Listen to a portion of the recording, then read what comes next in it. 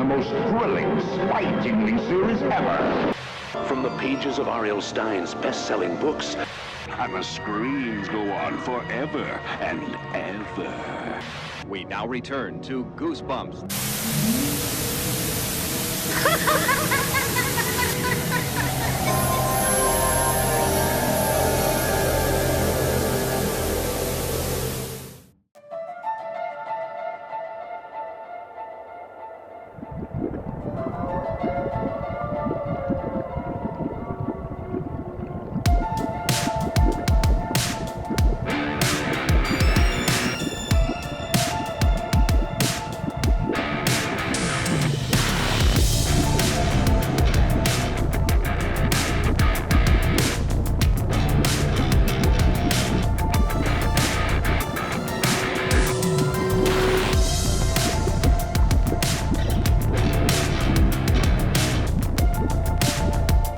Greetings, Goosebumps fans, young and old, big and small, living dead and undead. Welcome back to the Goosebumps Crew Podcast. As always, I'm your host, Isaiah Vargas. I'm joined by my good buddies Bjorn Pelnick and Nick Shaw. We are the Goosebumps Crew, and we're back to, what else? Talk some Goosebumps. If this is your first time joining us here in the Goosebumps Crew, hi, how you doing? Good to see you. Oh, that's a nice shirt you're wearing. And we're glad to have you, because if you are or have ever been a fan of the popular Goosebumps series of books or the monster franchise that those books spawned, or if you're just a newbie who's looking to figure out what all the buzz is about these here Goosebumps, then you are in luck, because as I always say, me, Bjorn, and Nick are some of the biggest Goosebumps nerds in the entire planet. We could talk about Goosebumps for hours on end, and that is exactly what we do here on this podcast. Every week we got a brand new episode talking about everything Goosebumps, whether it's the books, TV shows, movies, video games, merchandise, whatever it is. That's Goosebumps in the name. We're going to talk about it so much that you at home are going to get goosebumps as a result. So with all that said, if you end up liking today's episode, make sure you leave a like and comment. If you're watching us on YouTube, subscribe to our YouTube channel, hit that bell notification so when new episodes go up every Wednesday at noon Central, 1 p.m. Eastern, you'll get a nice little notification that says, hey, it's ready to go. Go watch it right now. But if you're just dying to get those episodes early, trust me, I know the feeling, then you are in luck, because you can catch the audio-only versions of new episodes a day early over on our audio platforms, Spotify, Apple Podcasts, Amazon Music, iHeartRadio, or wherever you get your podcasts. You'll find the Goosebumps Crew streaming.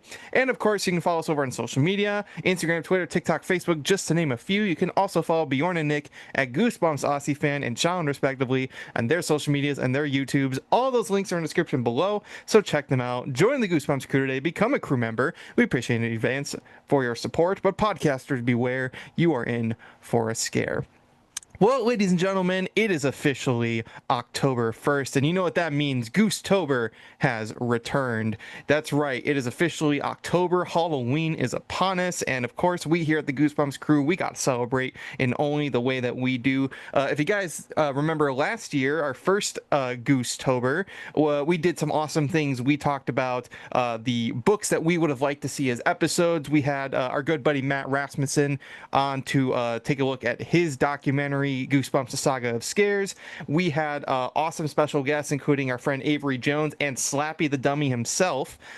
We had Aaron LaCour from Tell It Animated. We had James Rolfe from the Angry Video Game Nerd and Cinemassacre. And then we capped everything off on Halloween with our Haunted Mask reunion. That was Catherine Long, Catherine Short, and Amos Crawley all together in one episode. So if you haven't seen our Goosetober episodes from last year, go check them out. But it is officially GOOSETOBER II. So we're back with a whole new lineup of special Halloween episodes, including our adventures from Cursed City Con. So if you guys were not able to join us in San Antonio, then you are in luck, because we will be showcasing that this month here on the Goosebumps Crew. But today it is our first episode of Goosetober, and we got to welcome back our very, very good friend. You know him as the awesome, iconic cover artist for the Goosebumps books, Mr. Tim Jacobus. Tim, great to have you as always. Woo! How you doing? Good to see you guys. Great to have you. Great to see you. And thanks for joining us once again. This is officially your 5th appearance here on the Goosebumps Crew. So you guys have to be sick of me. I know. It's just, oh God, he keeps coming back. He's like, he's just, he's waiting outside our door all the time. He's like, please, please. We just love your books. It's cold out here. Let me in. I'll settle for a night. I can hear you guys in there. Oh shit! I can hear you in there. Let me in. Oh god! lights off. Just ignore him. He'll go away if you don't engage. But We're gonna have to take him in, but we're gonna have to follow like the Gremlin rules, no food or water. After yeah, no midnight, food all after that midnight. stuff. No getting wet. No out in the sun. Yeah, all that stuff. But Definitely no getting out in the sun. We don't want a burned bald cap up here. That'd be terrible. You are ruthless, dude. But hey, it's this great is a to roast of Tim Jacobus. Yes. This is not the blow smoke up Tim's ass episode. Exactly. So if for those of you at home, this is, of course, as I said, Tim's 5th appearance here on the Goosebumps Crew. So we've had him many times on before, and every time we do, we always, and even when we don't, we're always gassing up his Goosebumps cover arts because they're iconic, and everybody knows them. Even people who haven't even read the books still know about that iconic cover art because it's what you see on the cover of the books. It's the first thing that you see. So we're always praising Tim's art, but every once in a while we just gotta go the opposite direction. And so today we've done our top. we gotta 10. humble this guy. We gotta bring him down. Exactly. Yeah. So we've done our top 10 favorite Goosebumps covers. Now it's time to do our top 10 least favorite Goosebumps covers from Tim Jacobus. And so this is officially the roast of Tim Jacobus. So Tim, I hope you're ready because we're gonna be really laying into your ass tonight. Good. I got my own list. Yep. And he's going to be roasting himself, too, That's if you can true. imagine. That is true. But, Better not be a slappy and now cry. yeah. Yeah. So, of course, as This always. may be the last time he comes on the podcast, so That's what I'm enjoy hoping. this. I'm hoping that's what we're doing hang on a here. minute. Yeah. This is just the original 62, right? We can do Series 2000 and that, right? Yeah. Yes. I got a couple of those on there. Yeah. I Yeah. feel like it's anything, even outside of Goosebumps. Yeah. I'm gonna have to reconfigure because I for some reason only looked at the 62. I wasn't okay. Yeah. I have to reconfigure this. As always, with our top 10 list, for you guys at home, if you agree or disagree with our picks, that's totally fine. Just keep opinions respectful, and let us know in the comments below what you think. What are your personal least favorite Tim Jacobus artworks from the original Goosebumps series? We're very interested to know because, we're always talking about the ones that we love, the ones that we remember, the ones that scared the shit out of us, but yeah, this is no time for praise. This is only time for pain. Don't forget the ones that sent some kids to therapy, Yeah, as I've stated. including one that might. That even happened. Yeah. So let's go ahead and get Tim's started. talent is amazing. Don't get me wrong. He's like, but he's living proof that if you spend enough time on something, that you can still get paid in exposure bucks. Exposure. You get that joke? Appreciate that. Yeah. Yeah. Like I So said, if you it's a get roast. that I joke, had to leave it have in the some comments jokes lined below. up, too. Just say in the I comments had that you got the get some joke. jokes lined up. Yeah, Oh, man. Nick's on his funny streak tonight. Hey man, it is a roast. I made sure to have some jokes ready too. So So let's go ahead and get started. I'll start with my number 10 pick. Now, I will say this list was a bit difficult. Some picks were easier to choose than others, but I would say that the first 4 of my list were kind of difficult to choose. So I still like this one, but my number 10 is actually going to be, sorry, Lauren, Phantom of the Auditorium. No way. You gonna hate you. really?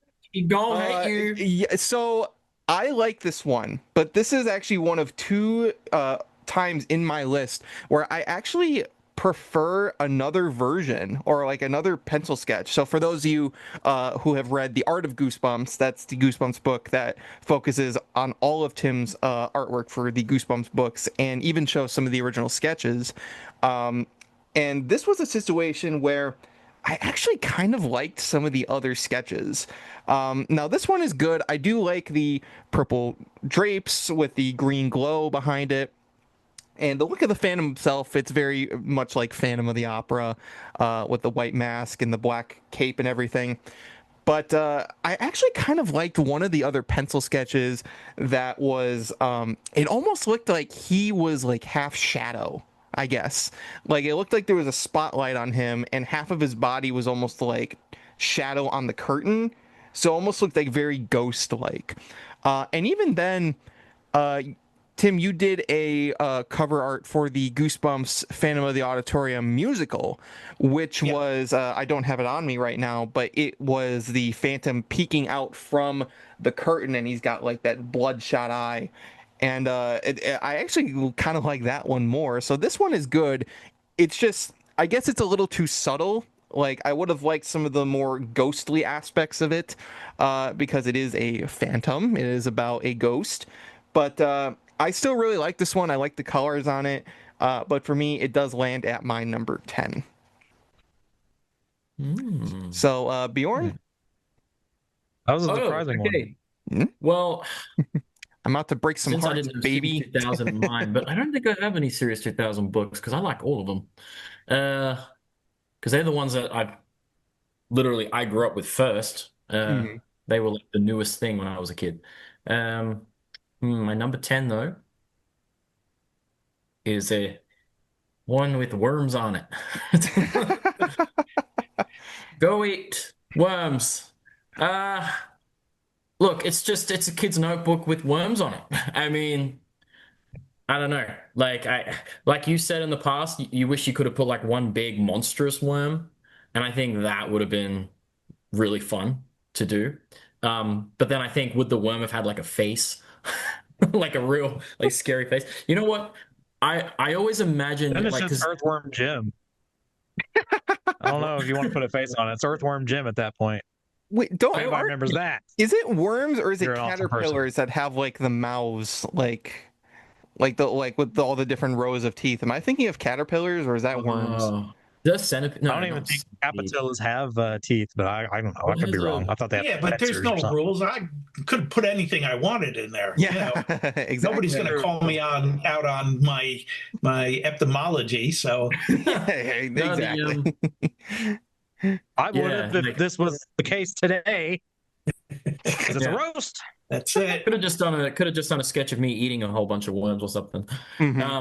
No, like it's funny. I actually saw recently someone. I was actually going to share it to the group chat, but someone took a still of Justin Long in the TV show when he's like he's eating the worms out of the bowl. Yeah, like someone like did that and made the mock-up cover like "Go Eat Worms," and I'm like, oh, that would have been really cool. That's like cool. Just some guy eating worms out of like a bowl, but like really enjoying it, kind of like Mr. Mortman on the cover of Go Eat Worms. Yeah, I was thinking that too. It's Mr. Mortman.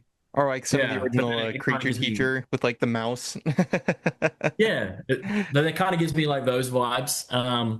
But yeah, I'm gonna say number 10, probably Go Eat Worms. Yeah, but that's probably gonna Look, I never looked at that. Look, as a kid, you looked at the covers and you were like, oh my god, like collecting them all. But I guess that was one of the ones that you kind of just went, it's there.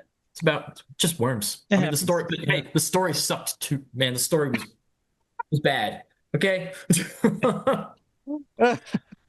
I don't know. That's gonna be whenever we have R.L. Stein on. It's gonna be the roast of R.L. Stein. Just be like, that story sucks. I feel like everyone's gonna have this one on their list. I think you would enjoy that. Honestly, he has like a dry sense of humor from the one time I actually did get I'm just saying. He said, "Cry of the Cat" was a terrible book. Oh god, that saddened me because that was actually a good book. Yeah. Yeah, Nick will never let that go. I can't. That was a shocker, man. This is our least favorite thing. Number one's our least favorite, right? Yeah. So we're working backward. Yeah. Okay, cool. Yeah. Good. I was gonna say, did you start with your number one already? Oh no. Yeah, no. Go Eat Worms. No. Yeah, number 10. Well, Tim, what do you got for your number 10? My number 10 is from the Still More Tales to Give You Goosebumps. Number 4. It's with Curly and the dog. It's Halloween. The door is open, and he's standing there with the bag, and it's got a rip in it. The candy's falling out.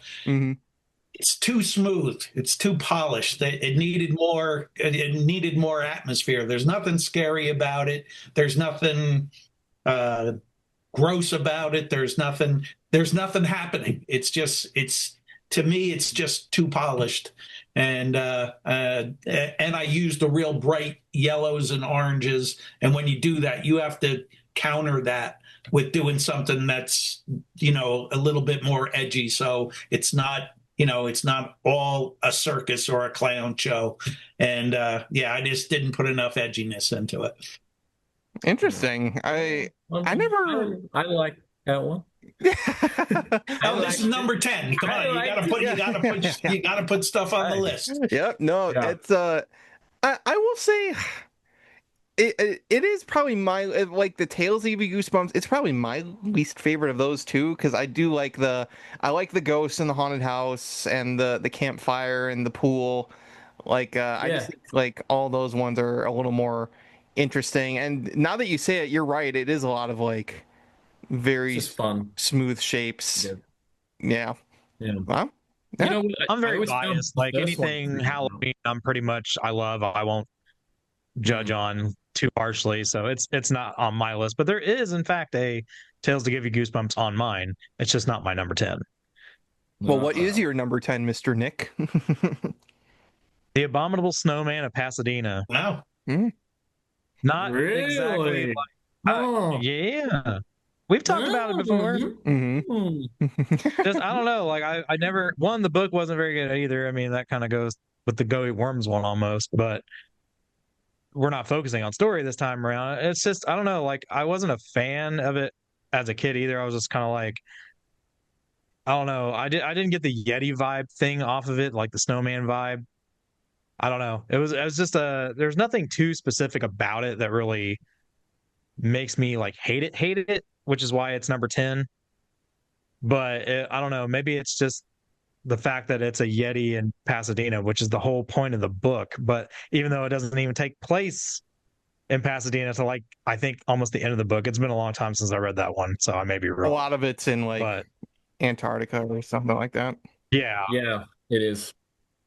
It's in the snow. So I don't know. Just something about that one was a little off kilter to me. I don't know if it was just like maybe the proportion of the Abominable Snowman, or maybe he didn't look scary enough. I'm not really sure. Maybe it was the face. I'm not really sure. Maybe it was because when you go in on the face, it looks more like one of the people from Deliverance. I thought he was going to tell me I had a pretty mouth. So, you know what? If you gave the snowman a beer, like in the cover, like he's holding a beer, and he's just like, then it turns into like a really messed up Coke ad. Well, it's a redneck. It's just a redneck snowman at that point, Or to promote Tim's work recently, you could give him the garage beer. Garage beer. There you go. Yeah, that'd be funny. Well, that is my number 10. Moving on to my number 9. So this might be another hot take, but it's Revenge of the Lawn Gnomes. That is a hot take. Let me explain. Another one of my friends. Okay, yeah, it's like you said though. Your least favorite could be someone's favorite. Yeah, or your favorite could be I know favorite. I'm So probably in the minority with some of these. True. Nobody's something out there that says it's my favorite. I will say one of my issues is not actually Tim's fault. It's Scholastic's, because that gnome should be picking his nose. That gnome should have. It was funnier. Yep. No, it's that one is on Scholastic for being like, no. It's like, why? It would have been cool. They didn't keep that. Why wouldn't they keep that? Like, what's so wrong about that? I just don't understand. I really don't. Kids pick their nose. Adults do it too. Yeah, I'm sure the people who were I'm sure the people who were against it were probably picking their nose while saying it. It's like we don't do that. We don't do that. Nope, we don't do that. He takes the booger and wipes it on there. Tim's like, to say. Well, I need to add some green up here. But I do like the colors on this. I like the 2 pink flamingos and then like the crystal ball on top. Like there's a lot of good attention. It's just a lot like Phantom of the Auditorium, where I feel like it's maybe a little too subtle. It's actually a case where I kind of like Brandon Dorman's version a little better because they're a lot more gross looking. They're a lot more like, you see like them smiling and they just got like these awful looking teeth, and they're kind of like hiding and prowling on the house. So it's one of those situations where, I feel like it's just a little bit too subtle. But I like the colors, and one of the things too is just he's got to have that finger sticking up his nostril. He needs to be massaging his brain with that finger. It's so far up. So that's my number 9. My number 9 is a Converse sneaker cover, and I think I've said this once before. I wasn't even going to have it on my top 10 because it was one I used to look at as a kid, and I actually really liked the cover. But I think as I've gotten older, my opinion changed. Number 9 is Monster Blood 3. I think my nitpick with it is it's like kind of like Where's Wally? Where's the monster blood on the cover? It's like there's a little bucket that's tipped over and there's a little bit of monster blood. It's like Dora the Explorer. It's like, where's the monster blood? It's right there. Yeah. Like the one thing, that's really the least favorite of the monster bloods for me too. Mm-hmm. Yeah, cool. Oh, yeah. There you go. See, we agree on that one. Yeah, I guess what I would have like.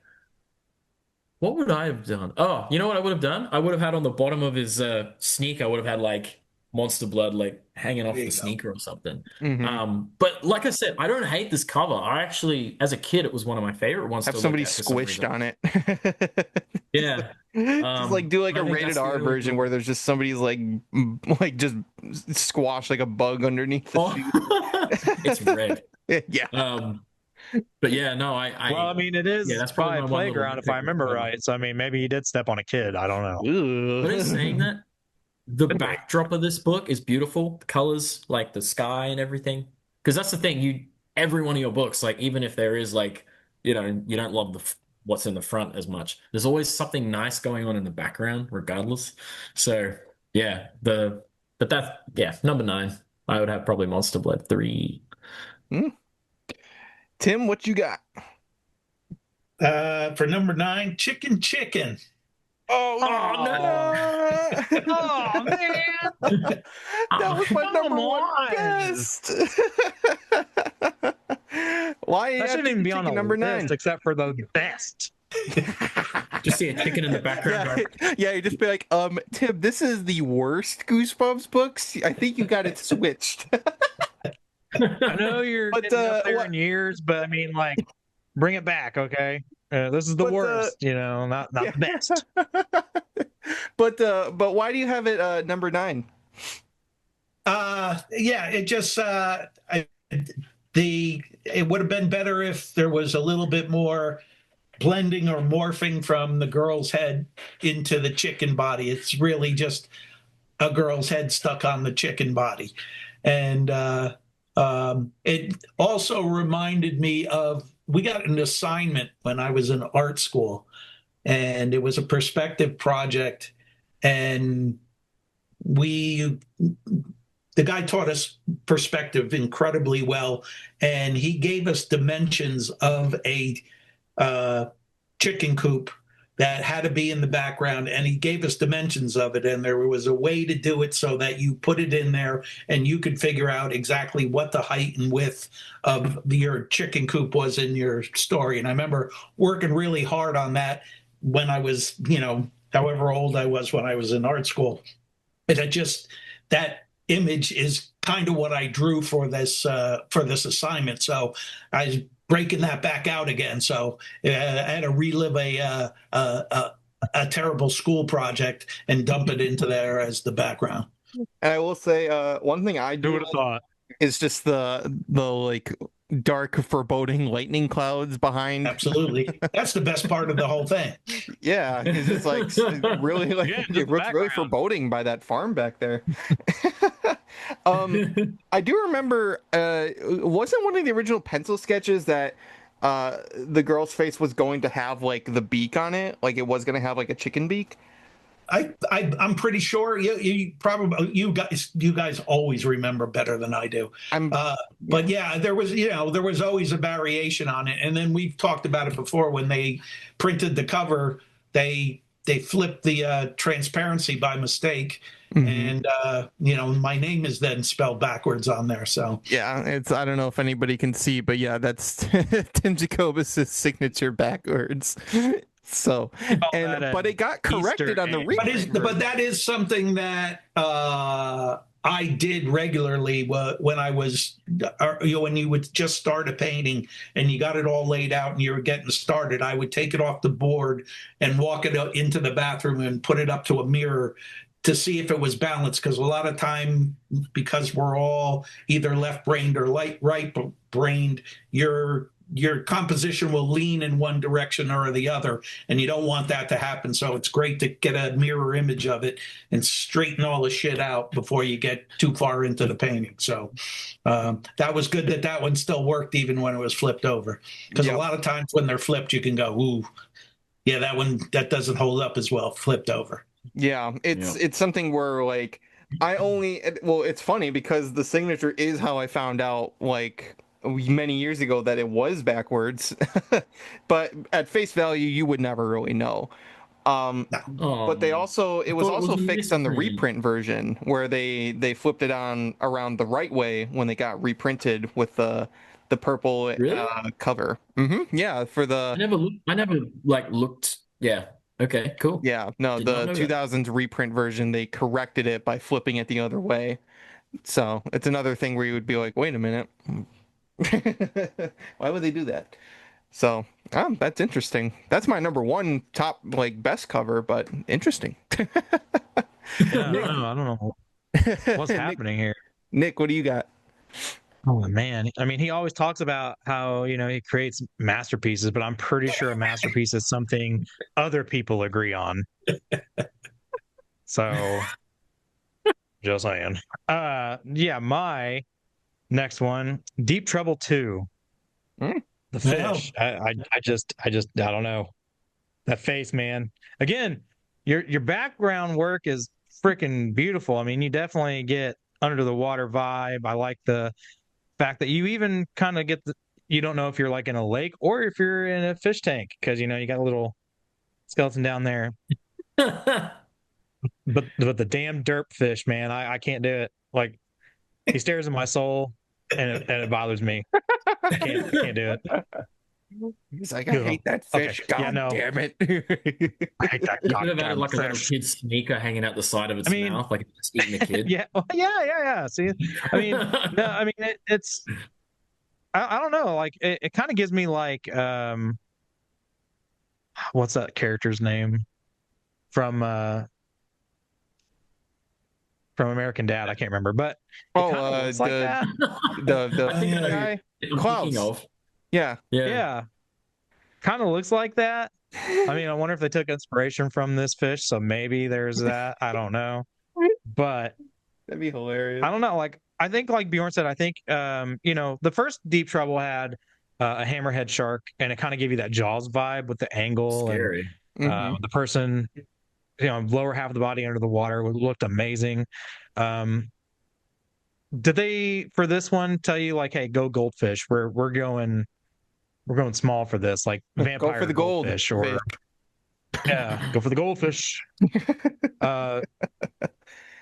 So what? Yeah, no, that was the formula that kind of the same as Monster Blood 2, where you're taking something that's normally cute and totally non-threatening and trying to distort it so much that now a goldfish is something that you need to fear. So I mean, again, Abominable Snowman of Pasadena and Deep Trouble 2, they're probably in my top 20. Yeah.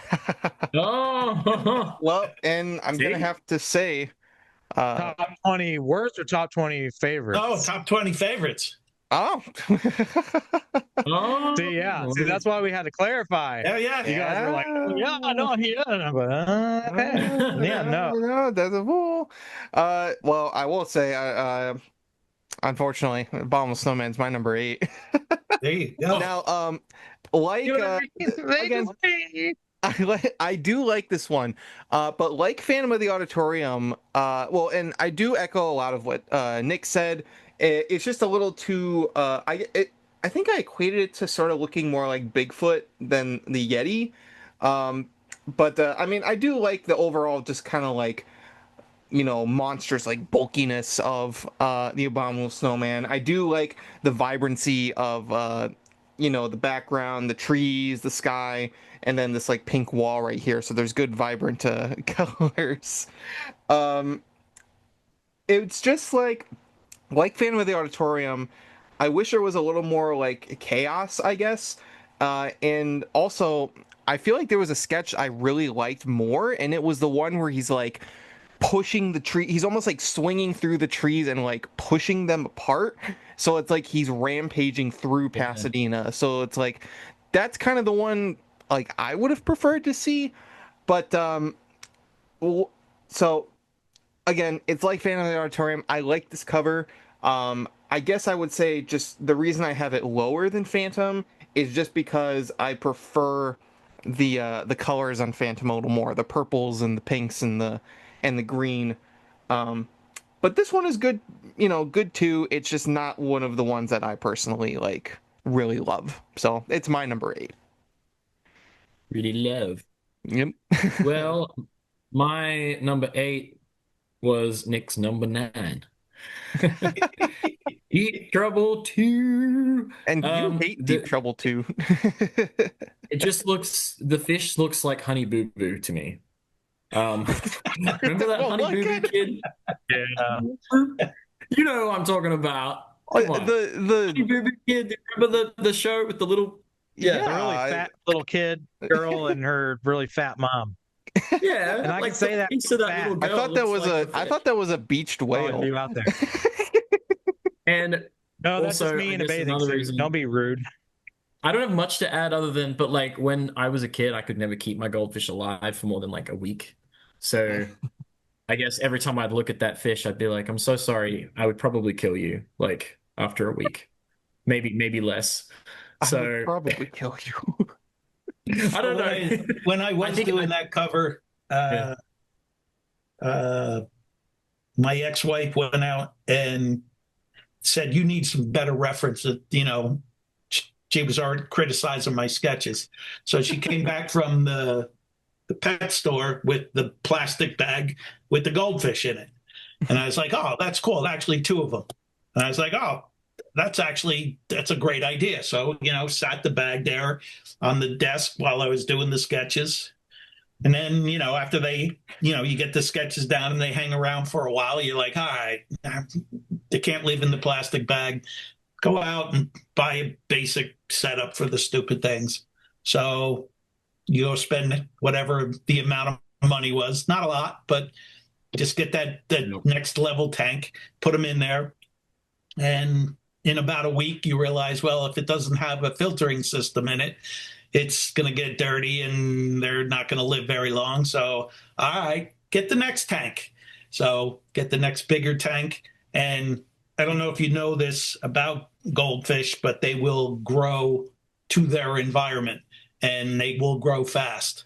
So these 2 goldfish were growing at an incredible rate and ended up going through multiple tanks, and they lived for 4 years.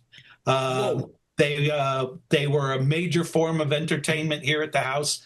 My son Jack, it was when he was a baby, and come down in the morning and feed him by the fish tank, and he used to watch them, and the fish knew we were there, and they'd come over. So we got a ton of entertainment out of these 2 50-cent goldfish. And when the one of them literally jumped out and killed itself. And the other one, I'm not lying, when it passed away was this big. It was a good. This is like Finding Nemo in real life. Yeah, this is like a real life Finding Nemo. Yeah. Jump out. They were actually they were very good looking fish. They didn't look like the one on the book cover. Could you imagine? The two things that came to mind with that story is, one, I know maybe that's why she's your ex now. Critiquing your sketches, so now we'll be your ex friend soon. I'm thinking. So maybe we better dial it back. But so, and then the other part of that, it made me think, like, I had goldfish, but I had turtles in a tank with them. They never bothered the fish because I always kept the turtles fed. I go away for one weekend. There you go. My mom was supposed to feed them. She apparently did not feed them enough. I came back to my room stinking so bad, and that tank was just guts everywhere. Those turtles had a freaking fence So brought back that horrid smell I needed to share with all you. That lovely the turtles memory. still all right though? Yeah, no, the turtles were great. They were like, "Hey, what's up, bro?" They were fed. They were happy. Just ate your fish, bitch. You didn't feed us, bitch. Ate your fish. Hey, this is what happens. This is what happens. This is what it is. This is what happens. Okay, Well, it's like, it's just a circle of life. Okay, we all learned this. well, one thing I wanted to bring up was that those fish got big. Is like, did they have some of that magic plankton from the story that was making them grow big? Coulda. That's a monster blood. Yeah, I'll tell you a quick little story which broke the hearts of everyone at work just recently. It's like your story. There was we have these birds called plovers, and they mate and they basically stay with each other for life. And they had a baby, and we're all going, "Oh, how cute is the baby?" Because they're like the most adorable little, baby bird that you'll ever see.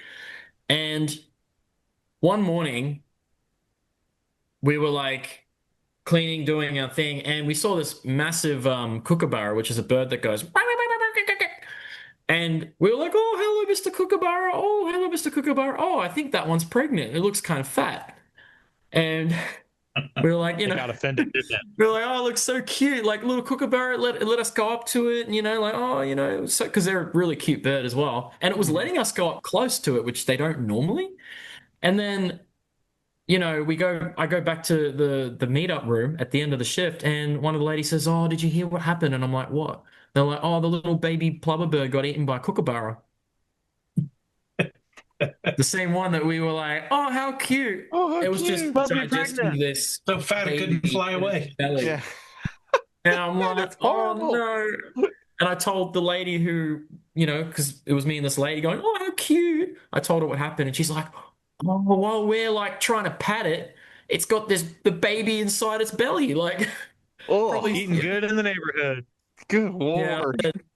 Yeah, that kookaburra got some Kentucky fried, so fortunately. But it happens in nature. It's like in The Lion King when he says, "But Dad, don't we eat the antelope?" But at the beginning of the movie, there's literally antelope, like at the inauguration for Simba, like, "Yeah, come eat us." Do you know what I mean? But then later on, he's like, "We eat them." So, circle of life. Geese. They probably ate some right then and there. They probably pointed at one or two. "Hey, come on up here. We got to talk to you about something." And next thing you know, like, just want to talk. Just want to talk. Just Hey. no, don't run away. Just want to talk. Circle of life, buddy. Circle of life, man. But yeah, keep trouble to you, man. That was a long answer. Yeah. All right. My next one on the list is from the 2000 series. It's Earth Geeks. That one doesn't work for me. Mm-hmm. So the kid's got a great expression on his face, but you can't see it. I'm too zoomed out. I spent too much time on the spaceship, and the spaceship isn't all that impressive. So I should have brought the whole thing in, and we zoomed in on the face, and I just did everything as a reflection on the glass. Yeah, makes sense. Well, I like every Series 2000 cover. I don't know what it, like I said, there's something about them because they all pop. Like on the original Goosebumps 62, it was just the lettering that popped. On the Series 2000, like the image pops too. I think that's what makes them look better, like really like polished. Is that what it is? Just because the whole image pops out? Yeah, and there's no frame on it. The image takes up the whole book cover. Yeah. And they're longer. The other one is set inside the drippy frame. Yeah, because that was literally my introduction to Goosebumps. If it wasn't Night of the Living Dummy, it was like when I went to the first ever book fair. It was Series 2000s. That's all there was, because that was that was what was there in 2001, you know? Yeah. So, no, interesting. Nick? I'm old. You're old. Nick, what do you got? Mine was all the original 62 when I was in high school. When 2000 came out, pretty much. So, we didn't have the book fair I could go to, but here or there. But mine, next one, is the Stay Out of the Basement. There you go. It's hard to compete with the original one because the original, just being a hand for what it is, gives you that sense of like what's behind that door. It's like it makes your mind kind of wander. Well, this one is like very much, this is the monster. Here it is. So the mystery's kind of gone for me off of that one. But again, it's great art. It's just, I don't know, like when you look at it side by side, I kind of wish there was less, if that makes sense, and not so much going on. Because even if you took like what the episode did for the version of the book, the dad just had a few sprouts on his head, So the kind of concept of less is more. You kind of don't know if he's a monster or if this is a side effect of his experiments, etc. This one, you just straight up know this guy is a tree. Spray that mofo down. To spray that mofo with that plant killer or whatever she had in the episode. Like, you straight up know that's the guy. Get that guy. Or he looks like a that's tree. Really my only complaint with it. I mean, like I said, I think it's really cool art. I think it's a neat looking monster. I definitely don't hate it. But again, just less is more for me on that one. Yeah. That one, it is a pure tip of the hand. Yeah, if you hadn't read the book before you saw that cover, I gave it all away. And that was something that we tried not to do most of the time. Yeah, I will say, like you did the opposite of what the original book was. We're going to do the opposite. Yeah. Knowing nothing. This time Oh, that too. Yeah. It was almost. I always liked that cover as a kid. I remember seeing that cover when I was a kid and being like, "That's not Stay Out of the Basement." Because I mean, I'm going back when I was like 7, 8, but I remember looking at it being like, "That's Stay Out of the Basement. What's that? Like, that's different." Because I remember, like, that's what I remember thinking when I saw it as a kid. Well, and I will say I don't have it on my list, but I was tempted to because I like it, but Jim Thiessen's original is just so iconic and is really subtle in like the best way that it's just it's hard to beat. And it's, I don't know, it was just a situation where I really like it, but it has a little too much going on. It's a little too busy. So it's not on my, it's not one of my least favorite, but it is one where I'm like, the original was better in that sense. So, yeah. If you're a real Goosebumps fan, you know the best time to dive in is after dark, when it's quiet, eerie, and every creak in the house suddenly matters. G Fuel helps you stay in that zone. Clean energy, no crash, just enough boost to keep your head clear and your nerves steady through every creepy episode. Grab yours at gfuel.com or click the link in the description and use our promo code GBCREW at checkout to get 20% off your entire order. Perfect for late night fear sessions with the Goosebumps Crew. And thank you to G Fuel for sponsoring this episode. Moving on to my number 7 is actually one that Bjorn already covered, and that is Monster Blood 3. So basically same reasons. It's just I do like, the big kid walking around, but it's not particularly scary. And for a Monster Blood book, it's like all the other ones have, for 1, 2, and 4 have an emphasis on the Monster Blood. Here, it's just like off on the bottom. It's kind of off to the side. So it's just, I don't know. I don't think it's like the best fitting for Monster Blood. But it is nice because you get the red Converse sneakers in there. So that's, 1 point for it. And like Bjorn said, I think having like Monster Blood dripping from the shoes or just something like that would make it a little more visually interesting and definitely emphasize the Monster Blood a little more. Because when I think about that, I think about 2 with like, you have Cuddles, but then you also see like there's Monster Blood dripping from the cage and the counter, so it's still there. It's just not the center focus. So ultimately, I mean, it is my least favorite of the Monster Blood series, and it's my number 7 pick. Good background, though. I do like that sunset. Yeah, that's what I mean. The sunset's pretty. Yeah. Number 7, and the reason why this one's number 7, it's another Converse sneaker one. I'm afraid of heights. I hate being up high. If I have to go up tall buildings, I don't like it. I get very so I don't even know how I'm going to be sitting on a plane for 13 hours. I'm going to be yeah, I don't know. I'm going to zone out watching maybe because I was told Lord of the Rings is on that plane, so that's like 10 hours right there. So we can do this.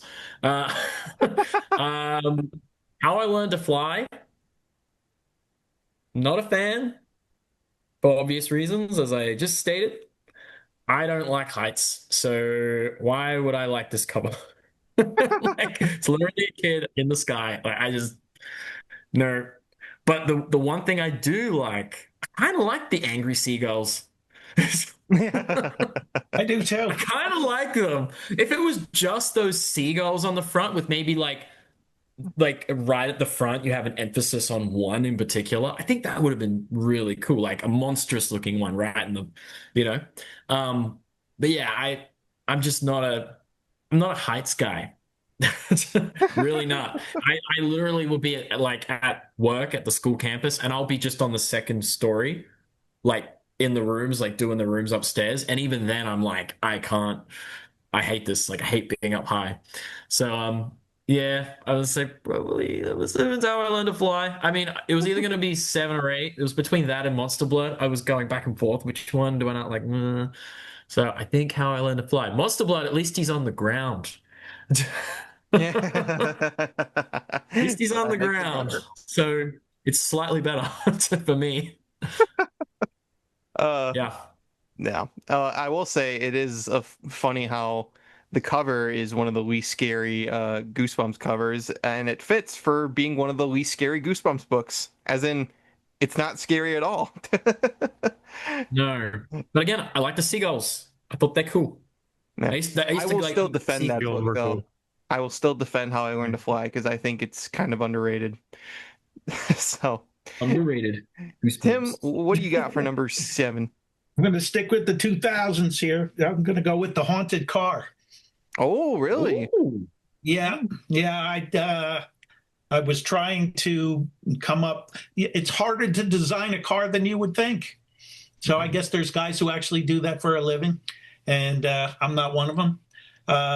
It works well enough. Again, it's down near the bottom of the list. So I was looking for something more dramatic to happen. It's fine, but I wish I was a better car designer.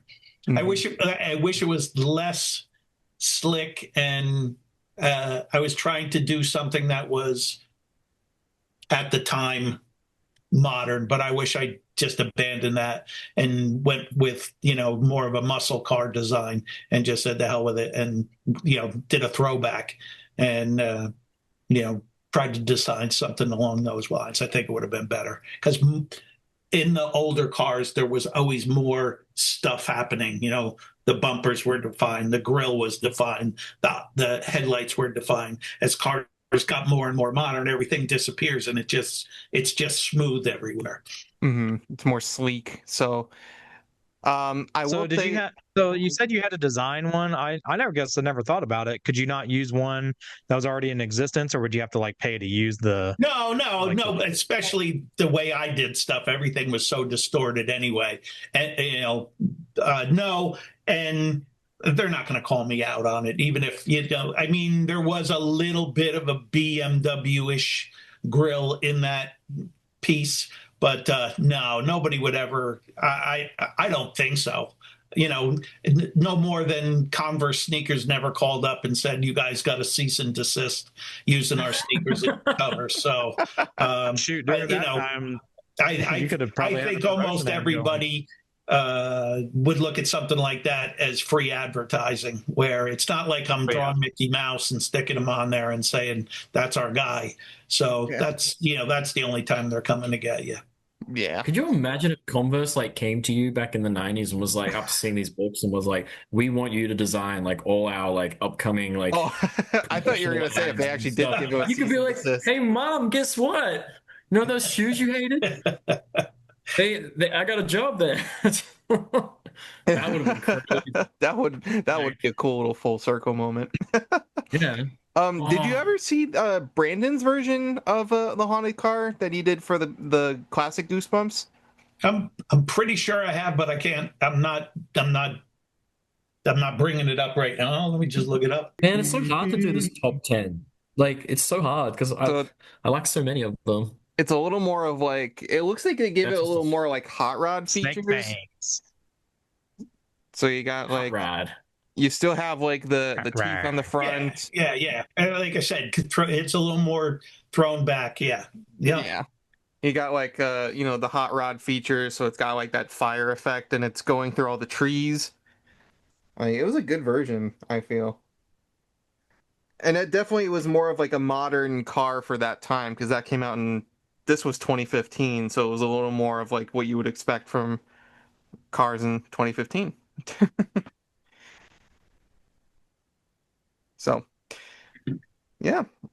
Nick, what do you got for number 7?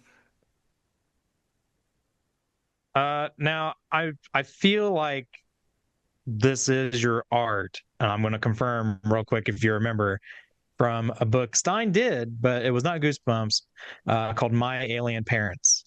Yeah, I did it. Yeah. I can definitely tell looking at it. But there are some artists that look very similar to yours sometimes. Yeah. So it can get difficult to tell.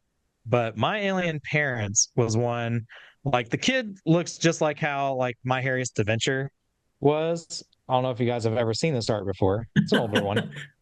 Yeah. I've seen this one. Gosh. I've never seen that before. But something about like the alien mom's face like haunts me. It's not the derpy haunt that I got from the goldfish. This is just a straight like whoa, like wow. Like I've never seen that. Why have I never seen this book before? I have seen that many pages that I follow, and it brings nightmares, which is what you want. But in a pretty sure that's what I was after. Yeah, that's what you want out of this, and you got it. Just not in the way it should be for me.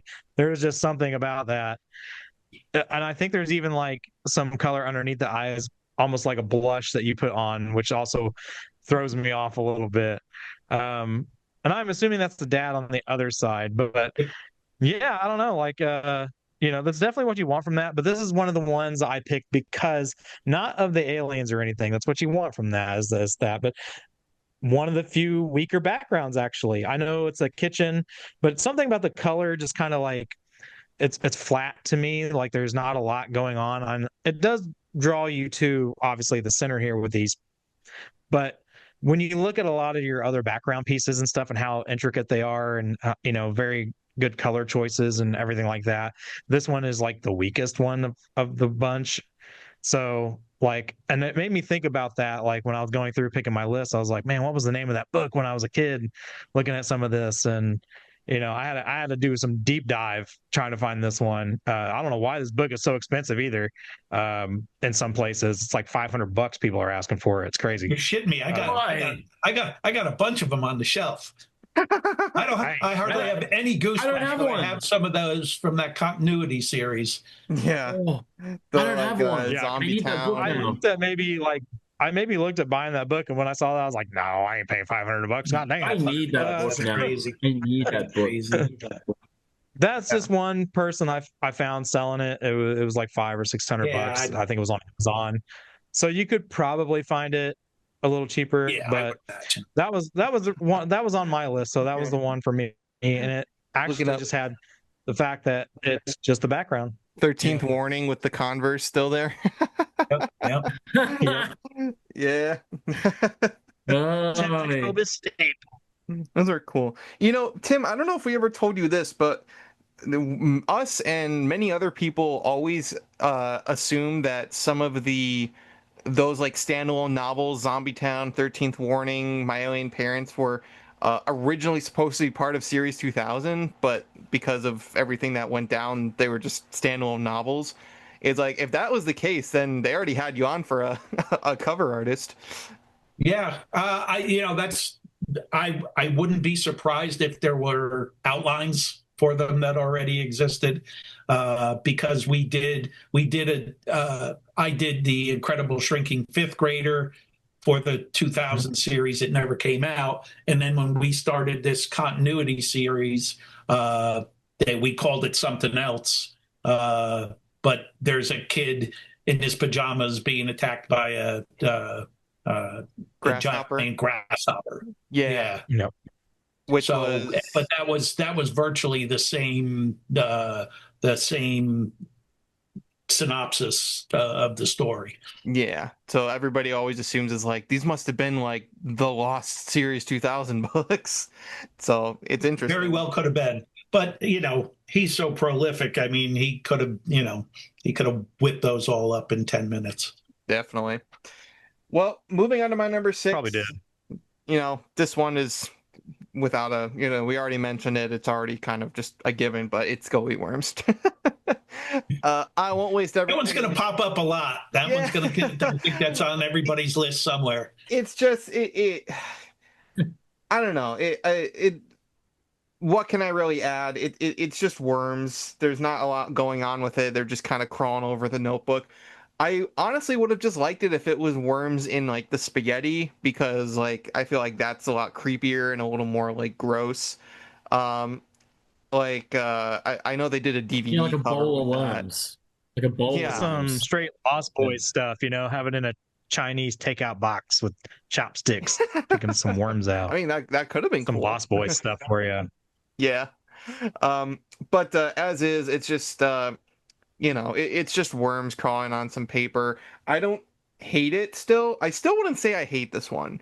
For what it is, if it has to just be worms, they're there, it does the job.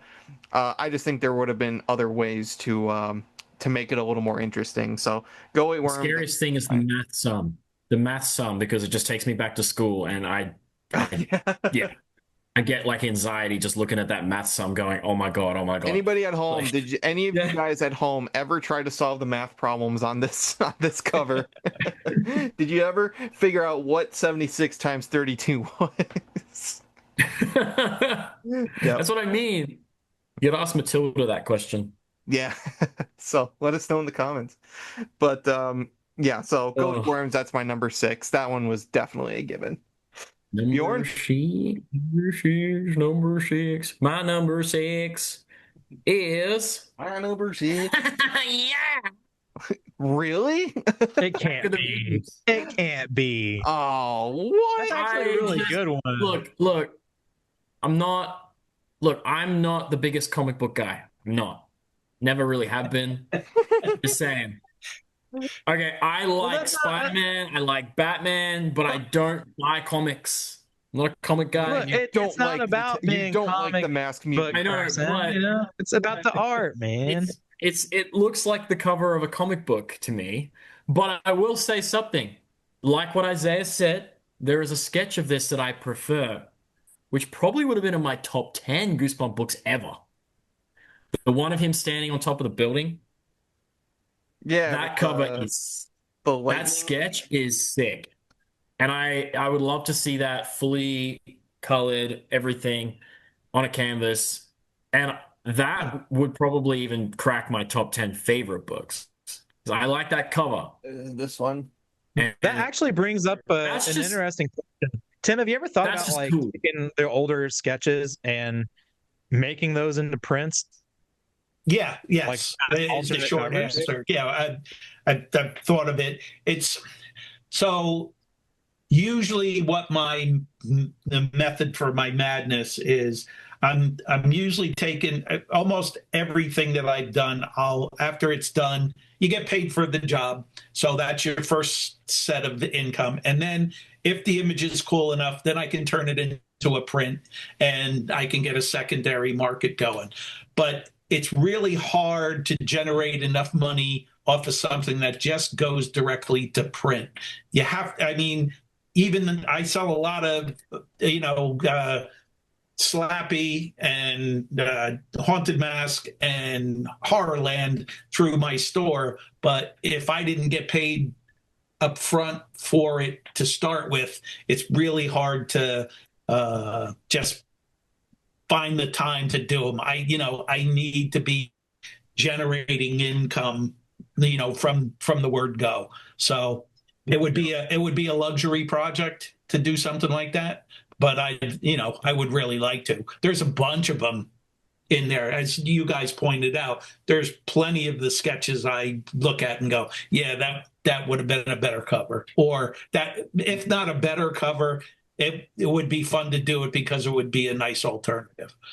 Mm-hmm. Yeah, yeah, absolutely. Yeah, like I'm not a fan of but like I think that sketch of him standing on top of the building, that just looks really cool with the lightning. Like it just looks really sick. And like that would probably crack my top 10 favorite, just of how cool it looks. And I can just imagine that in color with the light. Oh, it would look so sick. Mm-hmm. It really would. Him just standing on top of his tower. Do you know what I mean? Like, I think that's a really awesome sketch. But yeah, I don't know. I never really, it was one of the books I never really kind of, like, I wasn't a fan of the story, it was all right. But I've never gone out of my way to buy a comic book. Only comics I ever bought were the Goosebumps ones they brought out. That was it. I've never bought another comic book in my life. So I guess that should answer that question. Yeah. Well, that does bring up an interesting follow-up for me on this, because I personally love the Goosebumps gold covers, and I know they did have color and were probably ready to go at that point almost before it got canceled. I haven't checked your site in a minute, but I don't think they're on there yet. Is that something in the future that people can potentially look for getting a print of if they wanted to on Mass Lives? Yeah, I guess. Sure. They're not off limits for sure. Yeah. And the art is plenty tight. It was finished art. So there's potential for that. I mean, we didn't even crack into the 2000s yet. And it's, again, I hate to sound whiny here because now I'm the second time I'm bringing up money in a minute and a half. Mm-hmm. To do the prints, to get you got to buy at least 500. So to get a set of 18-inch by 18-inch and a set of 9x9s costs $1,000. So every time I go to the well, and I mean, I would love to just buy, I'd love to get 2 a month and just get through the whole series, but it just doesn't work that way. You gotta, I gotta watch how many sell. There's checkpoints where it's like, okay, we sold enough through the site. Now we can invest in the next one. So we never make any money off of selling prints. Between the amount that we give away, we're already in the hole. And then I just have to wait until we break even enough to go, okay, we'll throw, another $1,000 at it. So it's tough. Yeah. Well, that just means that you folks at home need to go buy some prints now. Now. Do it now. That's right. We'll be plugging this at the end of the episode for sure. So there you go. We're plugging it right now. Go do it now. Well, we're plugging it now too. Stop the episode. That was a personal inquiry because I commissioned a Haunted Mass Lives sketch from you. So I was just thinking, I was like, man, the print would be really cool with that. So cool. I was just thinking to myself, but I think it was Boo Dude It's Curly on Instagram found the actual cover mock-ups for Haunted Mask Lives and Happy Holidays from Dead House. So like the actual cover mock-ups that were going to be used, didn't even know they existed. So it's interesting. Yeah, not either. But yeah. And I will say one last thing before we move on. It's I always do like looking at the different sketches and imagining is what if it was that one? What if that was the one that got finalized and used and that was everywhere instead of the one that we got? It's always interesting. So, yeah. Anyway, alternate I universe. I never knew what the process was. I never knew what made them, I was never there for the discussion, so I don't know what the mindset was, why one got picked over the other. And I was always glad I didn't have to do a fourth sketch. That was my goal. Here's three, please pick one. Yep. It was like what Mark said is like they always seem to pick the worst one. They're like, I always tried to make sure that there wasn't a worst one. There was always, there's three that are all good enough so that if I do have whatever one they pick, I'll be happy following through on. Well, that's good. Yeah. Yeah. I mean, that's definitely what you want, is to not be like, oh, why'd they pick that one? It's like, I didn't want that one. Oh, Tim, what do you have for your number 6 spot? All right, this is my last one from the 2000 series. I'll get off it. Bride of the Living Dummy. Whoa, really? Yes. So again, well, let's go back to something we just hit on. There's nothing going on in the background. It is flat as could be. And again, they're not dominant enough in the foreground. I mean, the cake's cool, got little skeletons or skulls in the cake, but its distortion should have been tilted towards us. They should have been more pronounced, moving towards us, and the cake knife should have been kind of heading our way instead of just straight up in the air. Could have been way more dramatic. And I just think it's fine. I think it's a little silly, and which is what I went for a lot of times. It wasn't, the goal wasn't to be scary every time. Sometimes it was just to be silly. And between it not having anything dramatic happen and all the pinks and, lovey-dovey colors in there, that one fell flat for me. It was interesting to see the actual full art of it, because the actual book zooms in so quick, so close, that you can't even see most of the cover or most of the art on the cover. So that was always interesting. It was like, wow. And that was the only one that was like that, I think, where it was so zoomed in. So, well, they thought the same thing when they looked at it. It's like, all the actions, it's small, so let's bring it up. Yeah. So, well, that's an interesting pick, actually. That makes sense. Yeah. Nick? Yeah, definitely is not on mine. I remember that because when Series 2000 started, we had Cry of the Cat first and then Bride. And I enjoyed Bride cover for what it was. I mean, don't get me wrong, the first two are always probably going to be the most iconic ones. Night of the Living Dummy 1 and 2, but 3 wasn't bad either, I guess. But it was it's a far stretch from what you've done with the original 62, right. That's for sure. So I can see that. But mine actually goes into one of the Tales to Give You Goosebumps, the special edition, number 1, the spooky stories, the little mini book version. Now, I love the background, and I'm trying to get this to go. My phone is spazzing. This one? So, yeah, I love the background and everything to it. The only thing with this one really was the ghost, ghoul, spirit, whatever you want to call it. Just as a little too generic compared to some of your other art I've seen on other covers when it comes to ghosts and things like that. So it didn't quite stand out as much for me on that one. Again, not to say it's, something I would draw. It's good. Mine's crap, if I were to do something. So I totally see that. But I'm just saying, with what you got in the background with the house over the hill with the moon, you even got a little bit of night sky and stars up top, but I don't know, something about I don't know what you want to call that. I guess the wraith, the ghost, the ghoul. I always called it Curly's mom. That was the original Curly, wasn't it? Curly's mom. Yeah, it was. That could be Curly's mom.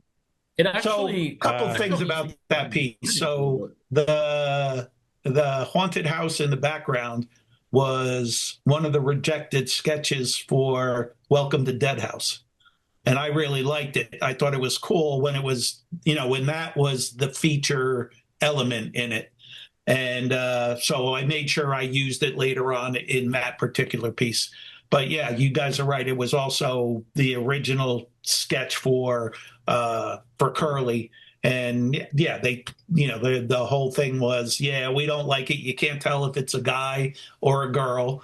And secondly, we wanted, when we established Curly, we wanted them to be able to be doing stuff, riding bicycles, playing hockey, just put him into more scenarios. And when he's just a nebulous ghost, you can't do any of that stuff. So cut off his hair, turned him into a skeleton. And I don't know. There we go. Casper did it. There you go. I know. That's true. That's true. That kind of creeped me out a bit. I was actually kind of scared of the ghost. Speaking of Casper, I was gonna say the house almost looks like the house from the Casper movie. Like, am I the only one that sees that? I don't know. It kind of I'll have looks. to look, but yeah, no, I really like that design, so it's interesting to know that was Is the hair on it That kind house of like what your hair was then? Yeah, exactly. That's what I was going for. Yeah, he was going to have rock and roll That's hair. your ghost. And they That's just you. went, Undercover. that ain't happening. I was saying that's your I ghost. just realized that was your hairstyle. Like, yeah. Man, so that's then funny. it's probably you in the Curse of Camp Cold Lake then too, because the hair's all down and wet, right? No, that one's not. That one's not. No. Yeah. But that would apply. I mean, that is what would have happened, but no. That's that cool hair from Trying to make a connection that's not there. It's unfortunate, but that was mine. Again, I love the background piece to that one. It's just the ghost spirit was a little, I don't know, lacking compared to the other ones I see like on some of the Series 2000 or some of the other ones. So that's all. Well, Not a lot on that one, even though it's lower on the list compared to some of the other ones. But yeah. Moving on to my number 5 is the first and the only art that you did for Give Yourself Goosebumps, and that is Escape from the Carnival of Horrors. Wow. I don't know. It's just so for something having to do with a carnival, I don't personally think of like just an alligator. I guess I would associate that more with a zoo. I like the alligator, but it just, I don't know. It's not like super ferocious looking to me, and it's kind of peeking its head through the bars, but it's still not like, I don't feel like it can get through. It's just not one that I personally like really, really love. And I wish that for something like, it's a carnival, so you would maybe think of like rides or like carnival games or something like that. So something maybe treading along the lines of Horrorland. So it's just kind of, I wish that this one went a little more into that. I would associate this one maybe more with like a zoo themed story, I guess. It's a good enough cover. I like it enough, but it's not one of my personal favorites. And, for the only Give Yourself Goosebumps that you did art for, kind of wish it was a little more memorable. So that's my number. The only one that actually got a piece of merchandise, though. That's right. Got the alligator staple. You got the alligator stapler. Yep. It actually has merch that will cover, which is crazy. Yeah. It'll always have that. And it was almost the minifigure too. Remember that they had showed like the 40 something that was supposed to be. Yeah. It was a literally Escape from Carnival Horrors. Nearly had a minifigure as well, which was interesting. Yeah. So my number 5 is Why I'm Afraid of Bees. I like that one. I mean, you seen My Girl? You see what bees can do? That was like the most heartbreaking scene if it wasn't the never-ending story horse drowning. So where's his glasses? He needs to wear his glasses. I know.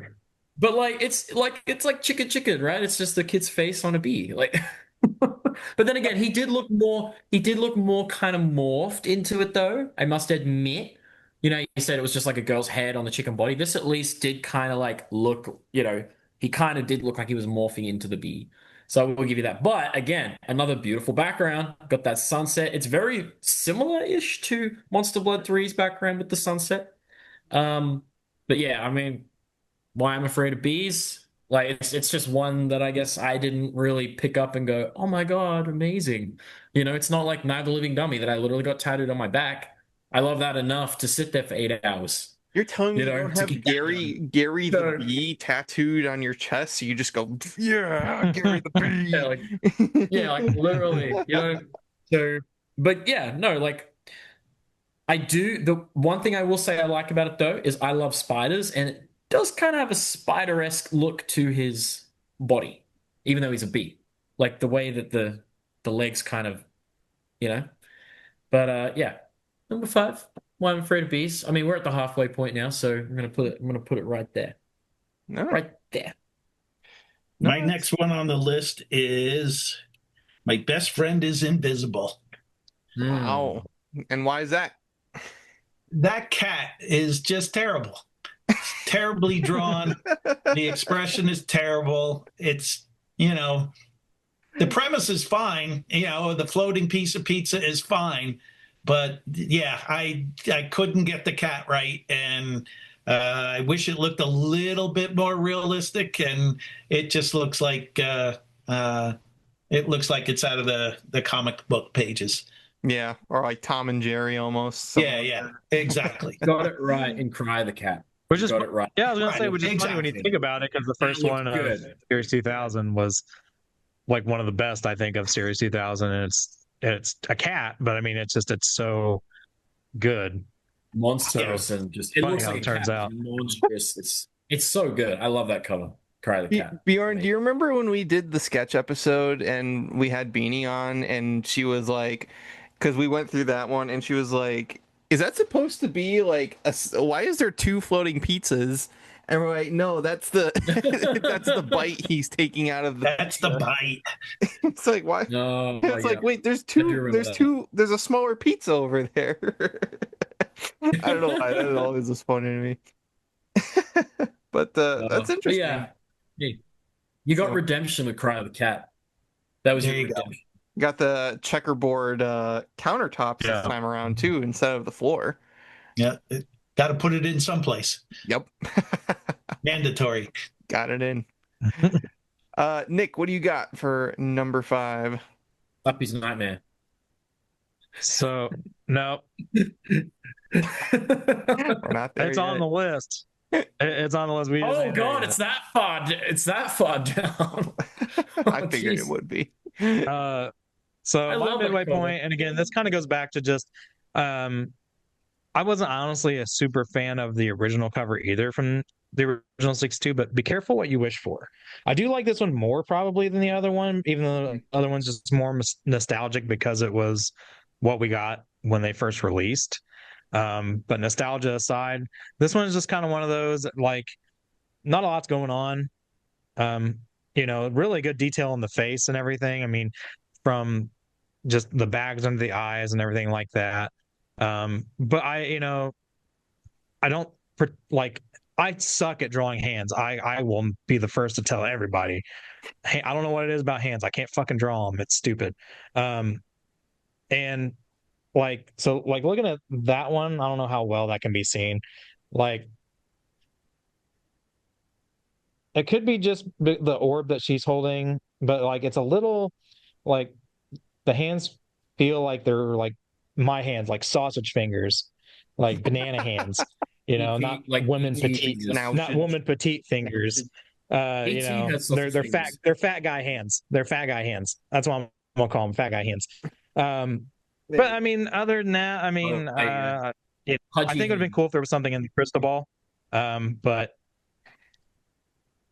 yeah, that's why I put it on my list. It's just a little critiques here and there, but like I said, the face is phenomenal. Even the details in the hair, the strands of hair is awesome. Not a lot going in the background for this one, but it's really just tiny nitpicking almost at that point. With the hands and the crystal ball. Yeah. Oh, look at the full. You can see more in the full art. Yeah. What would you have wanted to see in that crystal ball, Nick? I think we can all agree what we wanted to see. No. Not gonna say it. Not gonna say it. No. I'm not gonna say it. I'm not gonna say it. All right, Don't you dare we're not super kid friendly, but I'm not saying that on here. You said it before. Okay, to our audience, you know what we're thinking, okay? You know what we're thinking. That's it. Ugh. And leave it at that. Let us leave it at that.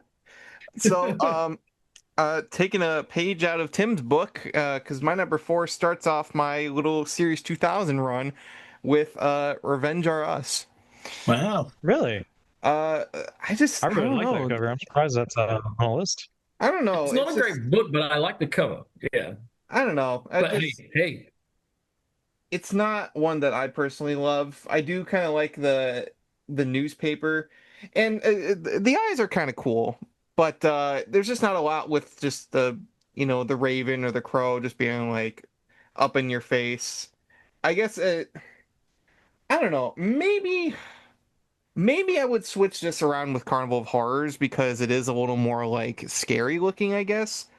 But I don't know. I just for Series 2000 and a lot of it's like really like up in your face, very scary and creepy ones. This is just not one I ever found really that scary per se. So it's at my number 4 personally. It's only because you've never watched The Birds. I have watched The Birds. I just that just reminds me to another thing I don't think birds are that scary. You know what? That just reminds me of another thing I did when I was like 6. See, I was so naughty when I was a kid, but I was a kid. You know, we all grow up. You know, I took that Goosebump book from the library, never returned it, got dad to pay the bill. Yeah. You know, like things like that. How But much I was that remember bill when again? like $10 maybe. Oh. Like it was for Ghost in the Mirror as well, which is one of my favorite Series 2000 covers because it's so creepy. Very ominous and creepy. But yeah, no, there was this little story about Revenge RS. I remember I was at the Scholastic Book Fair at school, and most of the Goosebump books were gone. And I remember this kid like had that in his hand. No, I did not snatch it out of his hand. Okay, but I, no. I was gonna say it. If you didn't say that, I was gonna say it. But I remember he was like going up to pay, but he didn't have like enough money, and he like went and like hid the book. You, kid. He went back. He went to the shelves and he like put the book behind books. But I was like watching where he put the book. I'm not kidding. I was 6. It was 2001. All right, and I went. And I went to where he put the book, and then I bought it. And I was like, but anyone could have bought it. Anyone could have been just flicking through the show. Just watching Bjorn from. That was literally me. Oh, And it was creeping around the bookcase corner, like waiting for him. He's like, "Lay down, you little shit. Lay it down." I was like, dude, sorry, kid, but you don't got enough money. If you wanted that book, you should have had more money. Should have had more money. Hey, you put it back on the shelf, man. Like, sorry, dude. Fair game. Fair game. But like, I would have totally been like, if I remember that kid's name or whatever. I've got like 10 copies now, man. If you want that book, I mean, like, I'll go get it signed by Tim for you when I go over to. He's gonna show up like he's gonna show up like a collector for a mob family. Just like he's like, it's Tuesday. Yeah. Boss wants to pay now, but it's a Revenge R Us copy. Yeah. But I just had that memory, I just remembered it. I was like, oh God, I remember when I did that. I love when you tell these. Oh, jeez.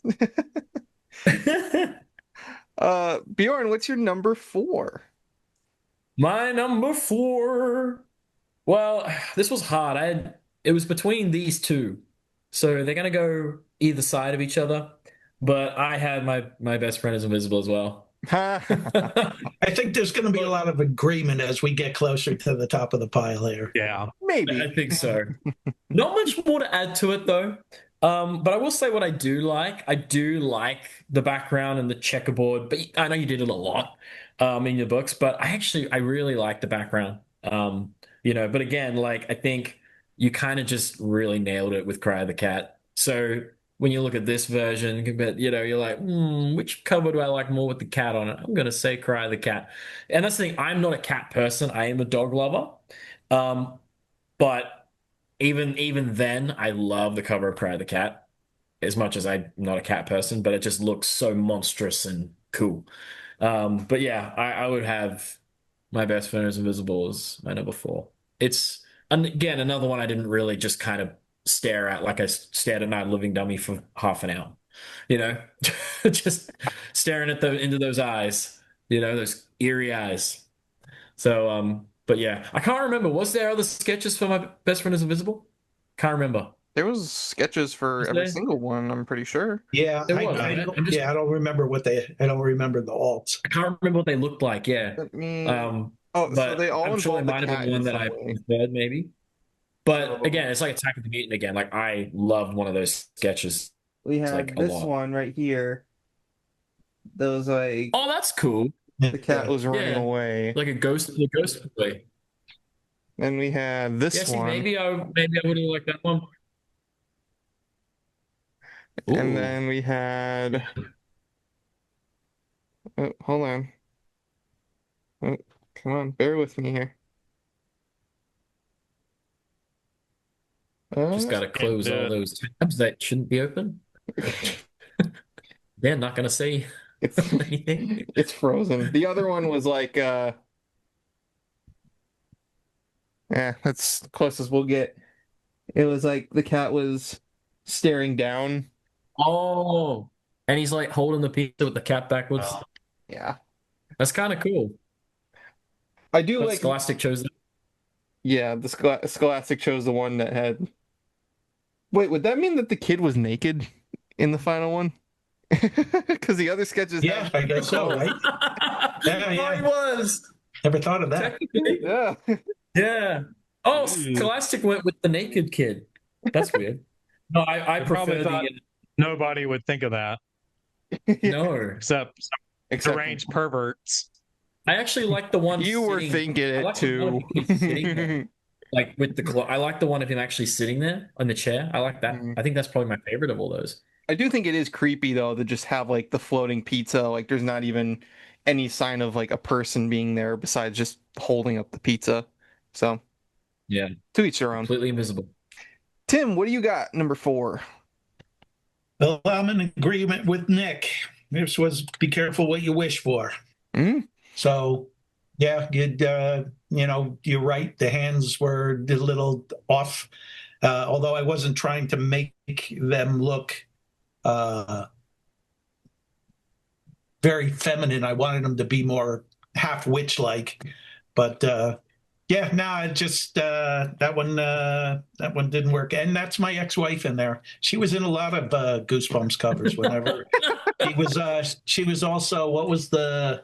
I'm drawing a blank. You guys know it, of course. Damn it! What's the one with the Viking lady on it? Oh, Legend of the Lost Legend? Yeah, Legend of the Lost Legend. That's my ex-wife too.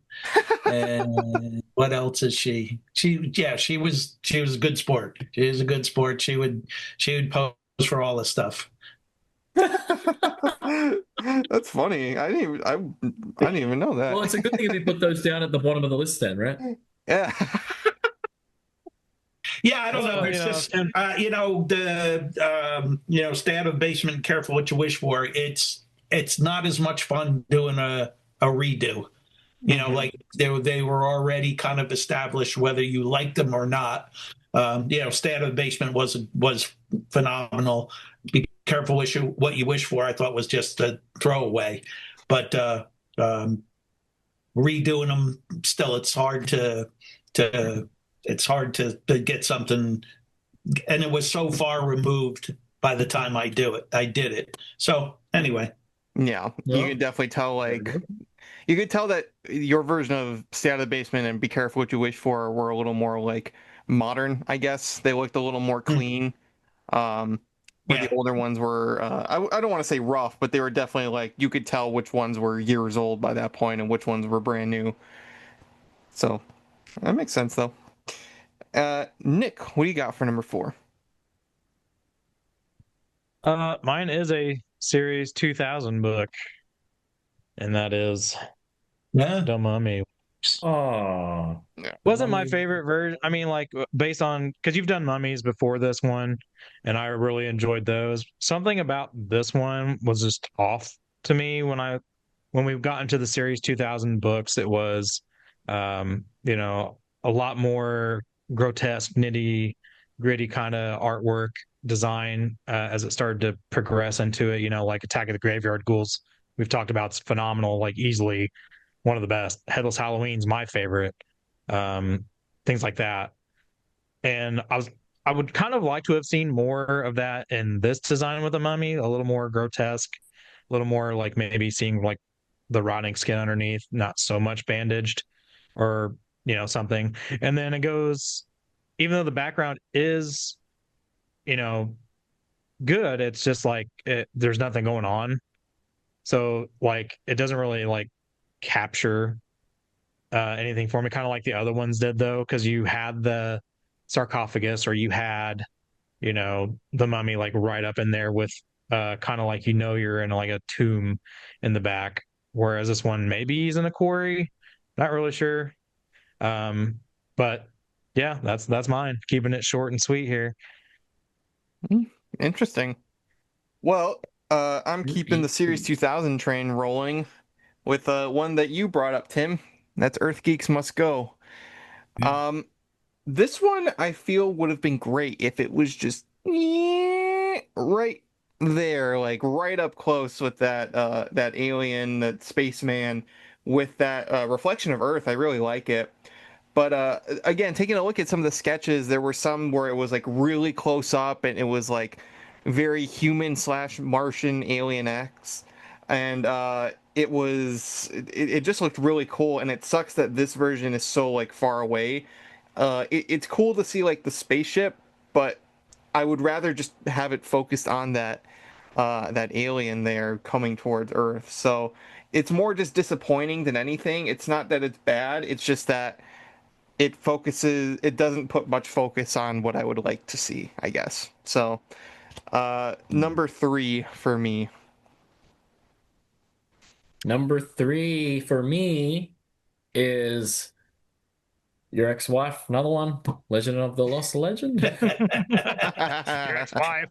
Your ex-wife. I was like, how do I For a say second, this? I'm like, what?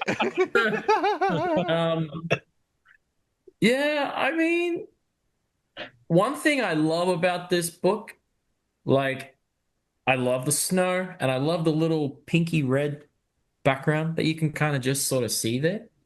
But it's like just some, I don't know. Again, this really looks like Honey Boo Boo, like full on, even the height and everything. Okay, it screams it on this cover. And I remember when I first saw this as a kid, I remember thinking like, oh, that's a Goosebump book, like, because like when I was obviously collecting the original books. I remember that was one of my first thoughts when I saw the book was like, oh, it's a Goosebump book. It just looks so different to me to a lot of the other Goosebump books. Had a different vibe, something about it that just wasn't it, like we said before, it wasn't really scary to me. But yeah, I mean, again, like I said, I still love all these covers. It's just, we got to nitpick and choose what we want for the 10. And well, I had Legend of Lost Legend at 3. I guess it's just one I really didn't vibe with, I guess. But in saying that, like most of these books, they still have a beautiful background. I think even just like the, just the ground and just the way, like it just kind of, yeah, I love all that. But yeah, it's a little bit not my Goosebump book, I guess. And I wasn't a fan of the story. Yeah, makes sense. Not much to add to that one. Tim, all right, my number 3 is My Hairiest Adventure. Oh, Harry Larry. Harry Larry. Poor Harry Larry. Poor Harry Larry. So why number 3? Yeah, the whole premise, the hairy hands, the whole thing. There's a bunch of memes all built into that, if you want them to be. Yeah. And I mean, again, it's not that it's executed poorly. It's just I don't know. Nothing's really happening. Mm-hmm. Yeah, I know there was. I think you told a story about how they cut off a bunch of stuff when they put the slime border on it, so like some of the cover got like cut off. Yeah. Yeah. So like that wouldn't have saved it. Yeah. But it's That wouldn't have saved it. Yeah, if they were able to see that it wouldn't have saved it from number 3. Maybe you would have pushed it to number 4, but yeah. Nah. Yeah, if they saw that washcloth, they would have pushed it a little back because that would have saved it. But no, I have seen a lot of memes around My Happiest Adventure. Well, and again, one of the original sketches, originally it was gonna have like a little tuft of hair, like just like a woo. Almost looked like almost looked like a Oompa Loompa. Oh yeah, with a little tuft, like hair tuft, yeah. Like, woo. I can see that. Definitely understandable with that one, I would say. Nick, number 3. Going with the bone chillers on this one, but my dog ate my homework. Yeah. So the girl's fine. It's I don't know. Something about this dog has got me. I don't know. That dog. Something about that dog. Something about that dog. I bet that dog. Glare off there. It's kind of scary looking. It's kind of creepy. I mean, it's definitely meant to be, but I don't know if it's just the position he's in, like bear hugging, I needed to pick more one or the other. I either needed to stay more dog or get more human. I put it somewhere in between, and it just looks incorrect.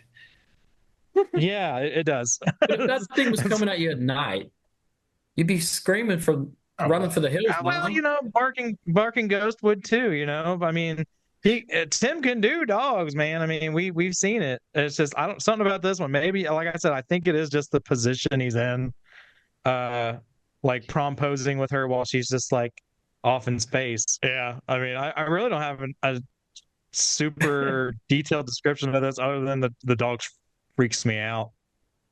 Not in a good scary, way. Though. It's scary. No, not for me. There was scary. I saw that. I was scary how bad it is. When I coming across this, going through all this, I was like, it's got to go on the list. I was like, Jesus Christ, what is this? What's happening here? What's happening? So, what is happening here? Like Harry Larry, I'll let you audience members take what you will of that. That's all I'm saying on this one. I'm moving on. Well, one more book in the series 2000 for me, and it's one that you brought up, Nick. It's The Mummy Walks. This was always just one that confused me. I'm just like, how is he like, like, is that how he's walking? Because it's like, okay, you can see here that he's like outreaching his foot, but like it almost looks like he's falling back more than he's like walking. It's kind of like he's losing his balance and he's about to fall backwards. There were, I don't know. I was trying to push the perspective and make it look like, we're always doing that worm's eye view looking up. I was going, well, let's try to even make it more dramatic. And and looking at the bottom of the foot there it loses its dramaticness and kind of again starts to get silly. Mm-hmm. I will say I like the mummy face. I think of the mummies that you've drawn. I do like that face for the mummy. All you had to do was add a banana peel on the ground, and then you would know like he slipped. Exactly. Make it like a Looney Tunes. Oh, it all makes sense now. Oh, it's in my top 10 favorite. Yep, I have immediately changed my mind. But it's my least favorite of the series 2000. It's always just one that I'll look at that. I'm just like, I feel like I'm looking at like an optical illusion because I'm all confused. So that's my number 2, though. But yeah, that's what I have. Bjorn? Right. Down to the wire. Yep. Down to the wire. My number 2. We finally got there. Chicken. There you go. What? We got there. You were. But it's not my least favorite. It's my least favorite. There you go. Number No, 2. but it's down the list far enough. You're a You should fake yourself. fucking fan. Number 2. And it's been covered. It's been covered multiple times. So there's a few on the list here that we all can agree on. Yes. I haven't seen. It hasn't been on your guys' list yet, has it? It's not on mine. Well, it's on- I love okay. it. It's not Not on mine. You and I agree. Tim had it on his though. I like it. I don't really like have chicken much to add to it though, like because we've covered this book, the ins and outs, every little detail about this book. The one thing I will say, and we have said this I think once before on the channel, is if that thing was coming at you in the middle of the night and squawking as loud, like, but it'd be kind of like a high pitched like woman scream mixed with a like chicken scream, be like a distorted kind of thing. You'd be running for the hills. If you saw that. My number 2. We've all covered it. Go eat worms. Ah. Yeah, and if you look at it, the worm, the thing that I could have done is at least made more convincing worms. Those look like the blue rubber worms that I used to put on when we used to go fishing, and you could buy the bag of plastic worms. They're just, there's nothing realistic about them. They needed to have some veins. They needed to have some more. They needed to be shinier to look, more slimy. Even with just the composition the way it is, I could have done better. And like we talked about, if I had just taken one worm and brought it into the foreground, it would have been much better. Yeah. Makes sense. Yeah. Nick? That's Well, this is gonna be real quick, because mine is also go eat worms. See, there's some universal things going on here. Yeah. I have mine at 10. There you go. Well, I was higher on the yeah. list. Least favorite. Still on the list though, isn't it? On the 10. Yeah. So Mm-hmm. mine's just Solid. lower. The other stuff I was nitpicky on. This one, we've covered everything. Yeah. I mean, to me, there's nothing really popped to me, even when I was younger about it. I was like, I don't get it. But then, reading the story, it was garbage too. Sorry, Stein, it was. But, not everything's a winner. Can't all be Slappy or the Haunted Mask or anything, you know what I mean? So Yeah. if they were, then, sitting on a gold mine.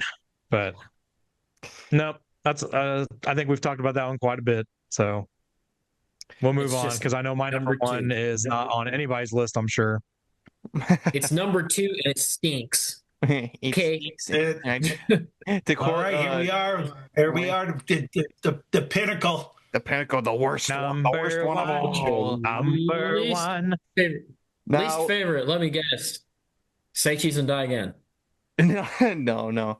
I hate that story. But Cover's not bad though. See, story's bad, but the cover's good. I like that one. Mine is actually one we've already covered, and it's Legend of the Lost Legend. There you go. Oh, Really? least favorite. That bad? I don't like this one. It's like, so a concept that you've It noticed. almost doesn't look like a Goosebump book, does it? That's what I felt really when I started as a doesn't. kid. You probably noticed by this point that one big criteria for whether or not I think a cover is bad is if it's not scary. And this is, at least How I Learned to Fly had some scary looking birds on there. Like this one, Yeah. I just don't find scary at all. It's just a random Viking, like just standing there. Honey on a Boo Boo chest. Viking. I don't even think the background's that like really that appealing, because it's a big tree, so you don't get to see a lot of the The little bit of the reds and pinks in the background are pretty, but you get very little of it. You get very little of it. Yeah, Goodness. there's not a lot of. It's just kind of a bland looking cover because there's a lot of snow. You get little tufts of grass, but it's just it's the one that I can definitively say is one that I don't like. It's just not scary. I don't think there's a lot like really going on with it, and I don't think Vikings are scary. So, You would if you met one back in the day.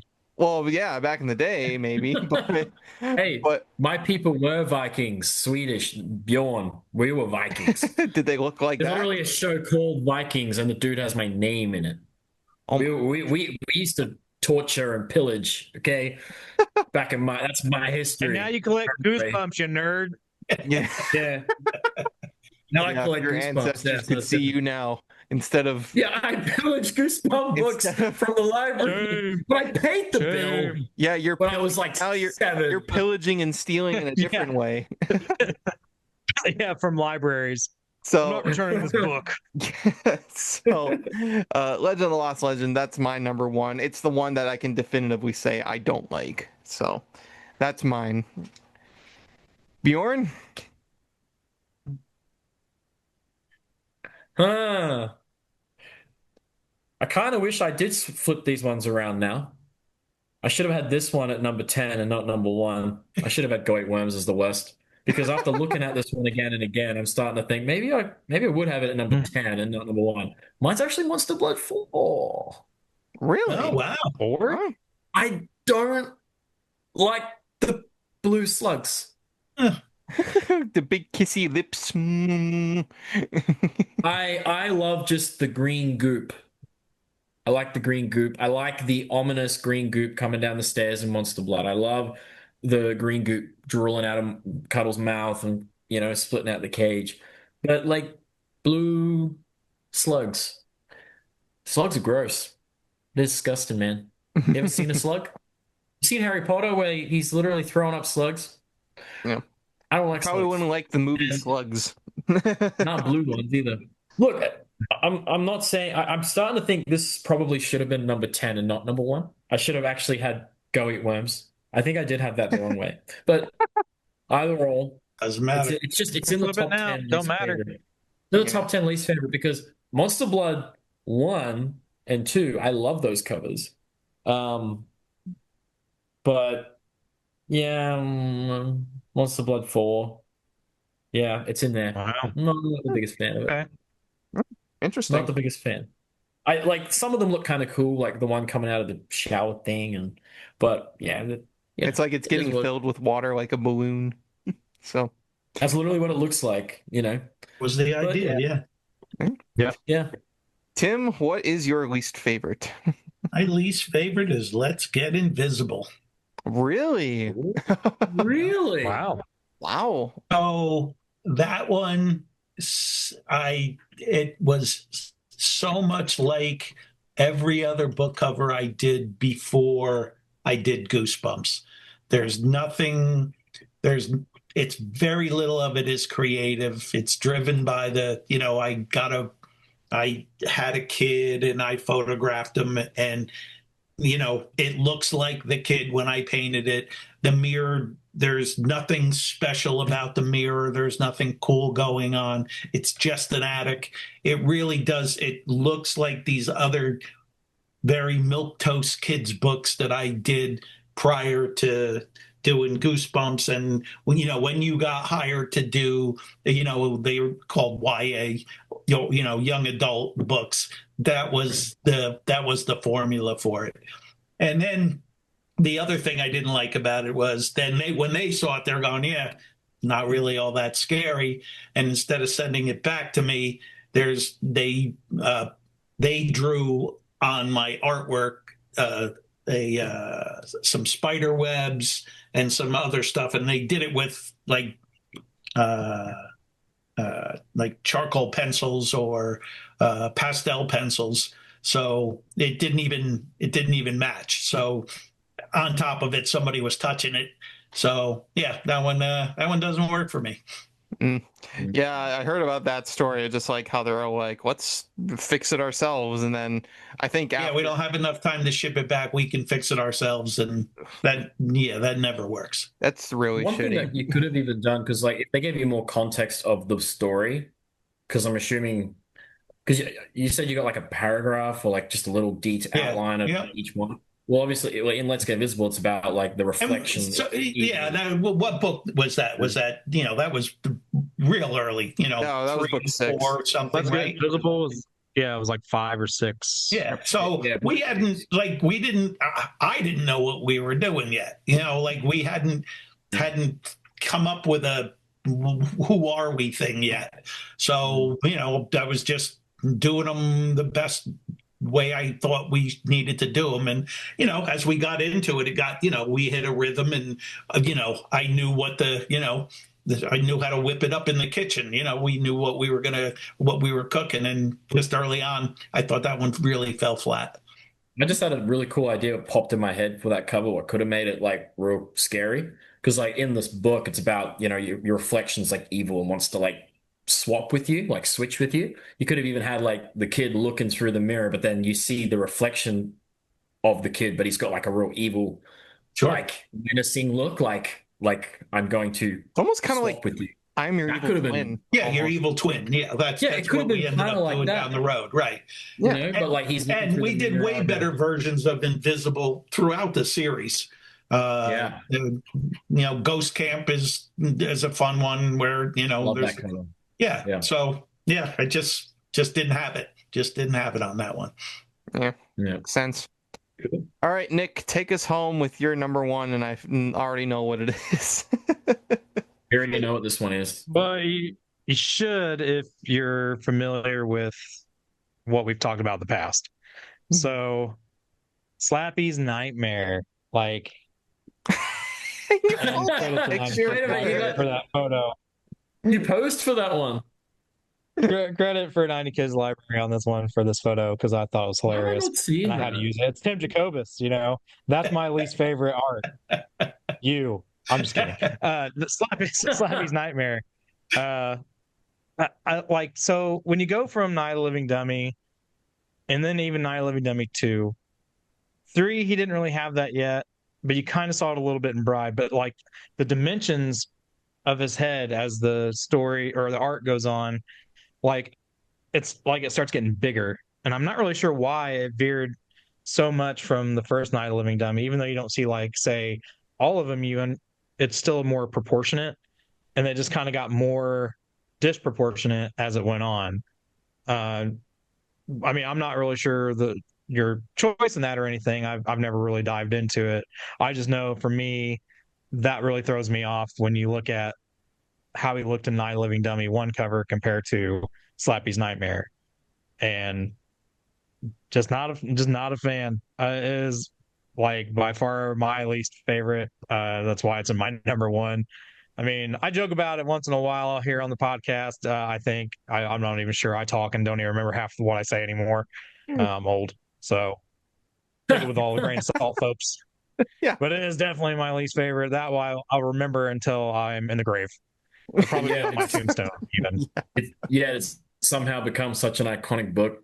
Somehow, like, it just has. I like it. I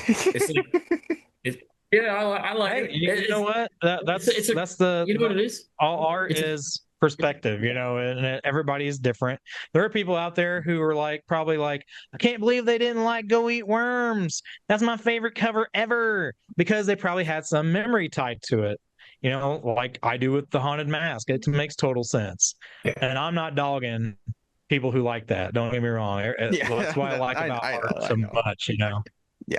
That's what I love about art so much. It's very interpretive. Everybody has different likes, different views on things. That's why people who pay millions of dollars for those crazy squiggly lines on a canvas that they pretend are different squiggly lines on a canvas. I don't see millions of dollars worth, but they do. Hey, to each your own. It's because of the hand that did it. Mm-hmm. That's why. I don't know. Honestly, they probably just went to a mental institution, had somebody take their feces and start throwing it on there, and then it was like, original, homegrown art for $1 million. I can't believe you bought that shit. And then I was gonna tell a corny joke, and then I was like, nah, that'd be too corny, and then you did it. Oh man. You could have added porn in the joke. You know what I mean? Like it is feces joke. So Yeah, that to each art their looks own. like shit.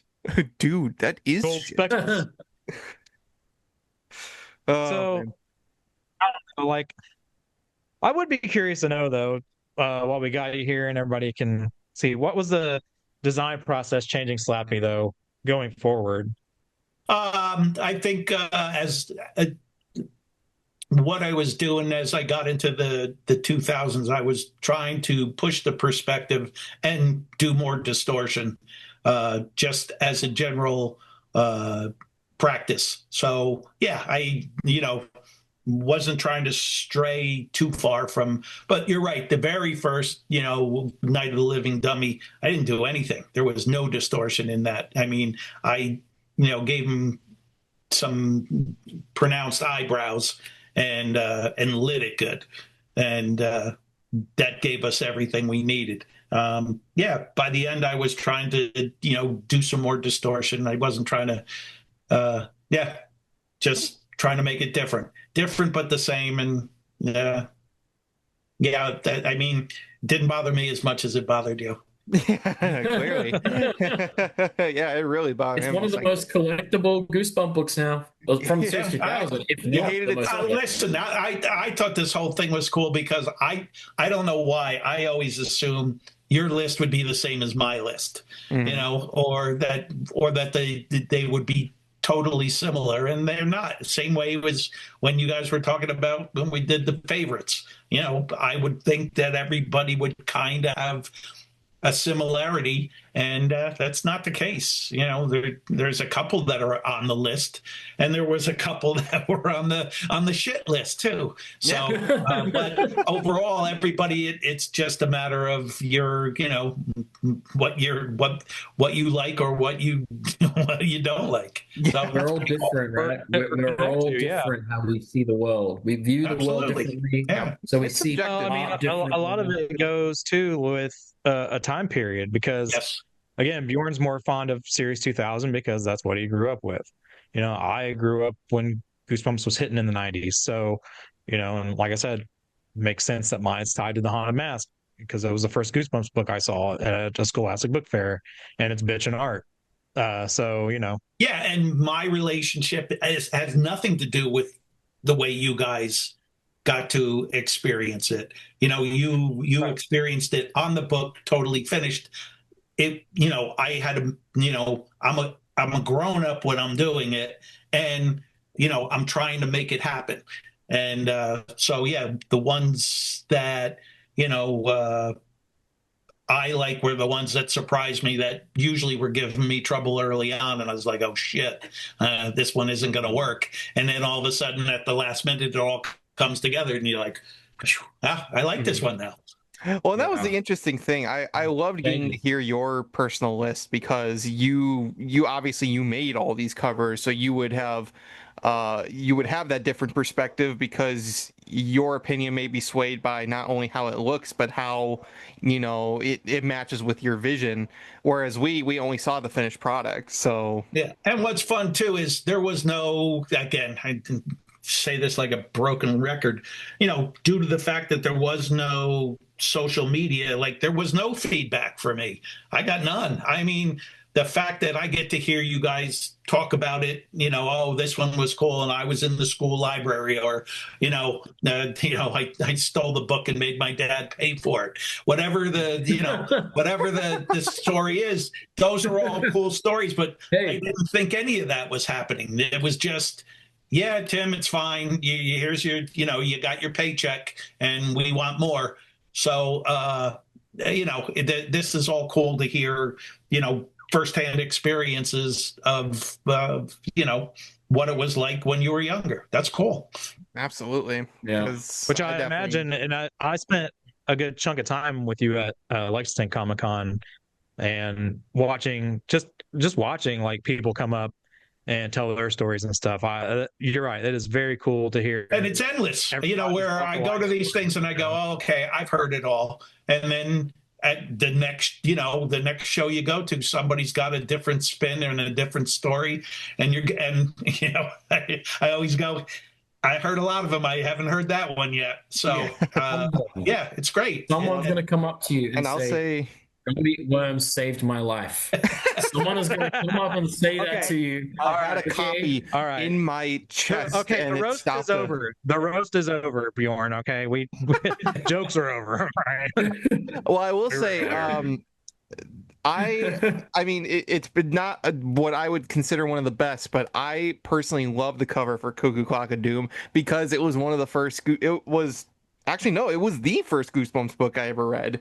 So I have a very great affinity for that cover, even though I don't think it's objectively one of the best. Yeah, the attachment's there. Yeah, you can be swayed by your emotional attachment as well as your critical eye. Yeah, it's all time and place, and all of that. So, it is what it is. I stared at that for 40 minutes. 40 minutes. Apparently, I just sat there and just kept looking at it. And then I would do this, apparently, and then I'd go back. He said it was so weird. You were like just staring at it, and he said I was playing a game, so I was distracted. Yeah, I looked back. Slappy stole your soul. You were still looking at it. Like, something about that cover just, don't know, just did it, Got me invested. And I will say one last thing before we end the show off. I know I didn't, focus on any outside Goosebumps covers. I know Nick threw in a Bone Chillers there, but just have to give shout out to all the covers you did for Bone Chillers, which was another one of the Goosebumps, I guess, ripoffs or just kind of like, imitators. But so many of these, like, what was it? Blowtorch at psycho.com or something like that, with the guy with the coming out of the computer, or a toilet terror, or Attack of the Killer Ants. Yeah, Franken-Turkey is always a good one. It's a good one to put out at the holidays. Yep, and Franken-Turkey too.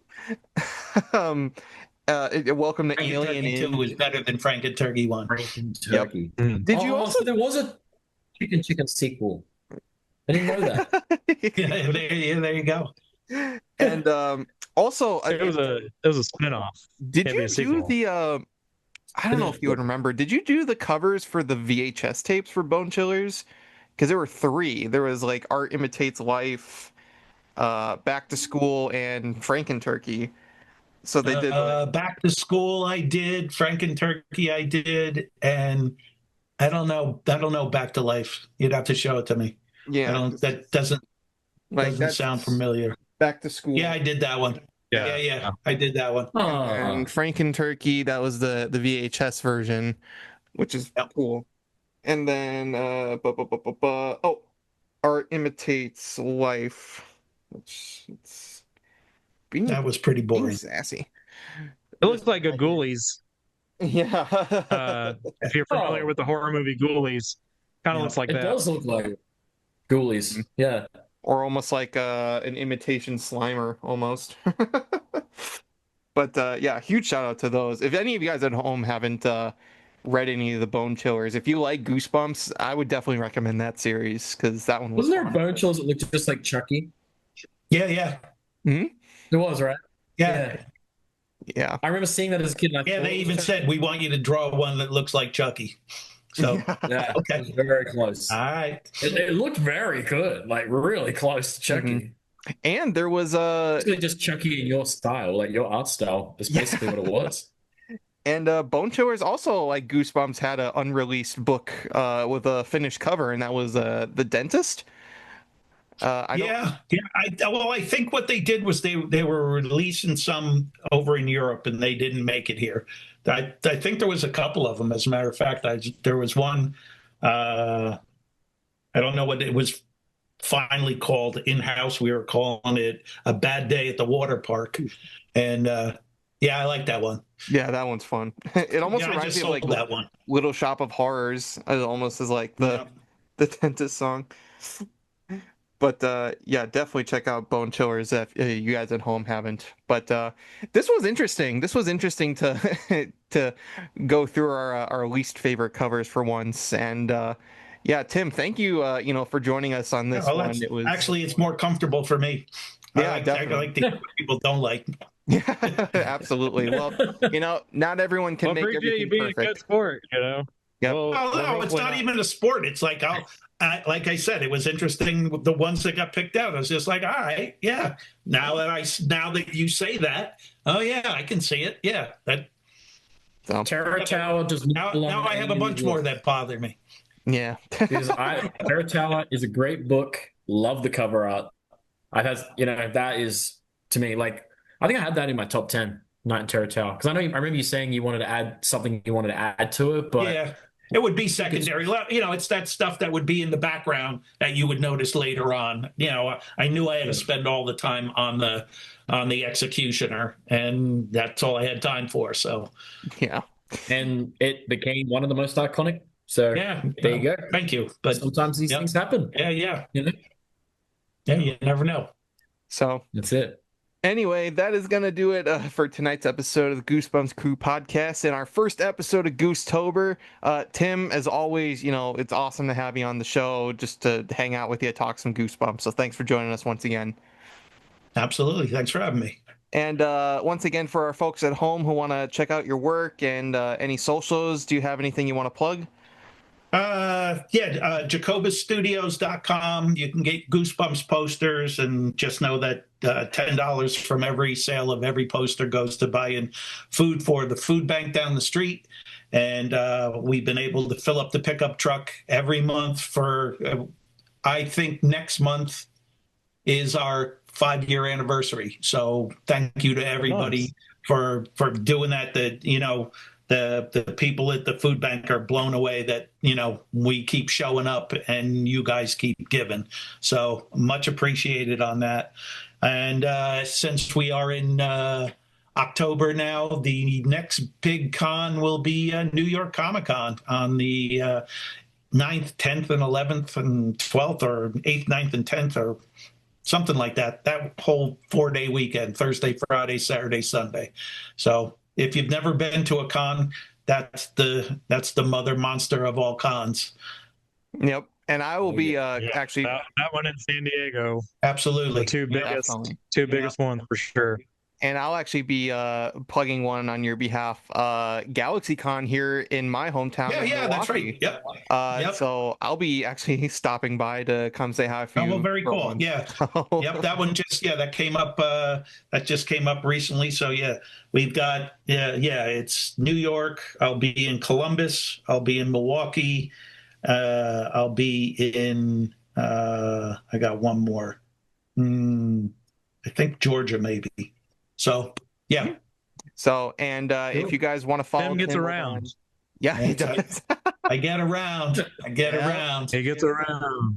And if you guys at home, one more joke for the road. Yeah, if you guys want to follow Tim over on social media, he's got an Instagram account and a Facebook account, if I remember correctly. Yeah, but we don't do much with the Facebook. Just Instagram is the one that I tend to religiously. So, and that's the easiest one for it's the one that's most kept up. So check that out. Yep. And also, if you guys want to keep up with Tim's con appearances, he also posts about those on his Instagram. So another reason to go follow him there. And also, go buy yourself a Goosebumps print over at JacobusStudios.com, because especially if you want to see more Goosebumps prints added, fingers crossed for some of those Goosebumps gold covers. But we can only do that if we get more prints purchased. So go make sure you do that. They'll make send him a telegraph. He'll ship it by Pony Express, and you will personally walk to your house and give it to you. Great, it's great. Yeah, my son Jack's been helping me all these years for it, and he just got in the Iron Workers Union, and he is putting in crazy hours. I get him up at 4:30 in the morning. He goes to work all day on a site, and then he has to go to apprentice school after work, so he doesn't get home until 9:30 at night. So my God, he's no longer part of the poster team, and I've been screwing him up and sending the wrong posters to the wrong people. So everybody's been getting double orders. So this is a great time for you to buy posters, because I'll mess it up the first time. So those you get to keep for free, and then you'll get the order you want. So this is a real good time to order. Do some good 4G chess moves and get one that you want, and then get another one that you want. So, but all jokes aside, all those links as always are going to be in the description below. So go check it out. I mean, if you love the Goosebumps art, show Tim Jacobus some love, because without him, we wouldn't have all this art that we could gush about all the time. So all those links in the description below, as well as Bjorn and Nick at Goosebumps, Odyssey Fan, and Sean, respectively. Their social medias and their YouTubes are down below as well. If you like today's episode, make sure you have a like and comment. Subscribe to our YouTube, follow us on our audio platforms and social medias. All those links are in the description below. So check it out. GOOSETOBER II is just beginning, and we got cool surprises for you all October long leading up to Halloween. So make sure you guys subscribe and stay tuned for what we have in store. But until we see you next time, this has been the Goosebumps Crew Podcast, and from all of us here, we want to wish you all, as always, to take care, stay safe, and have a very scary day.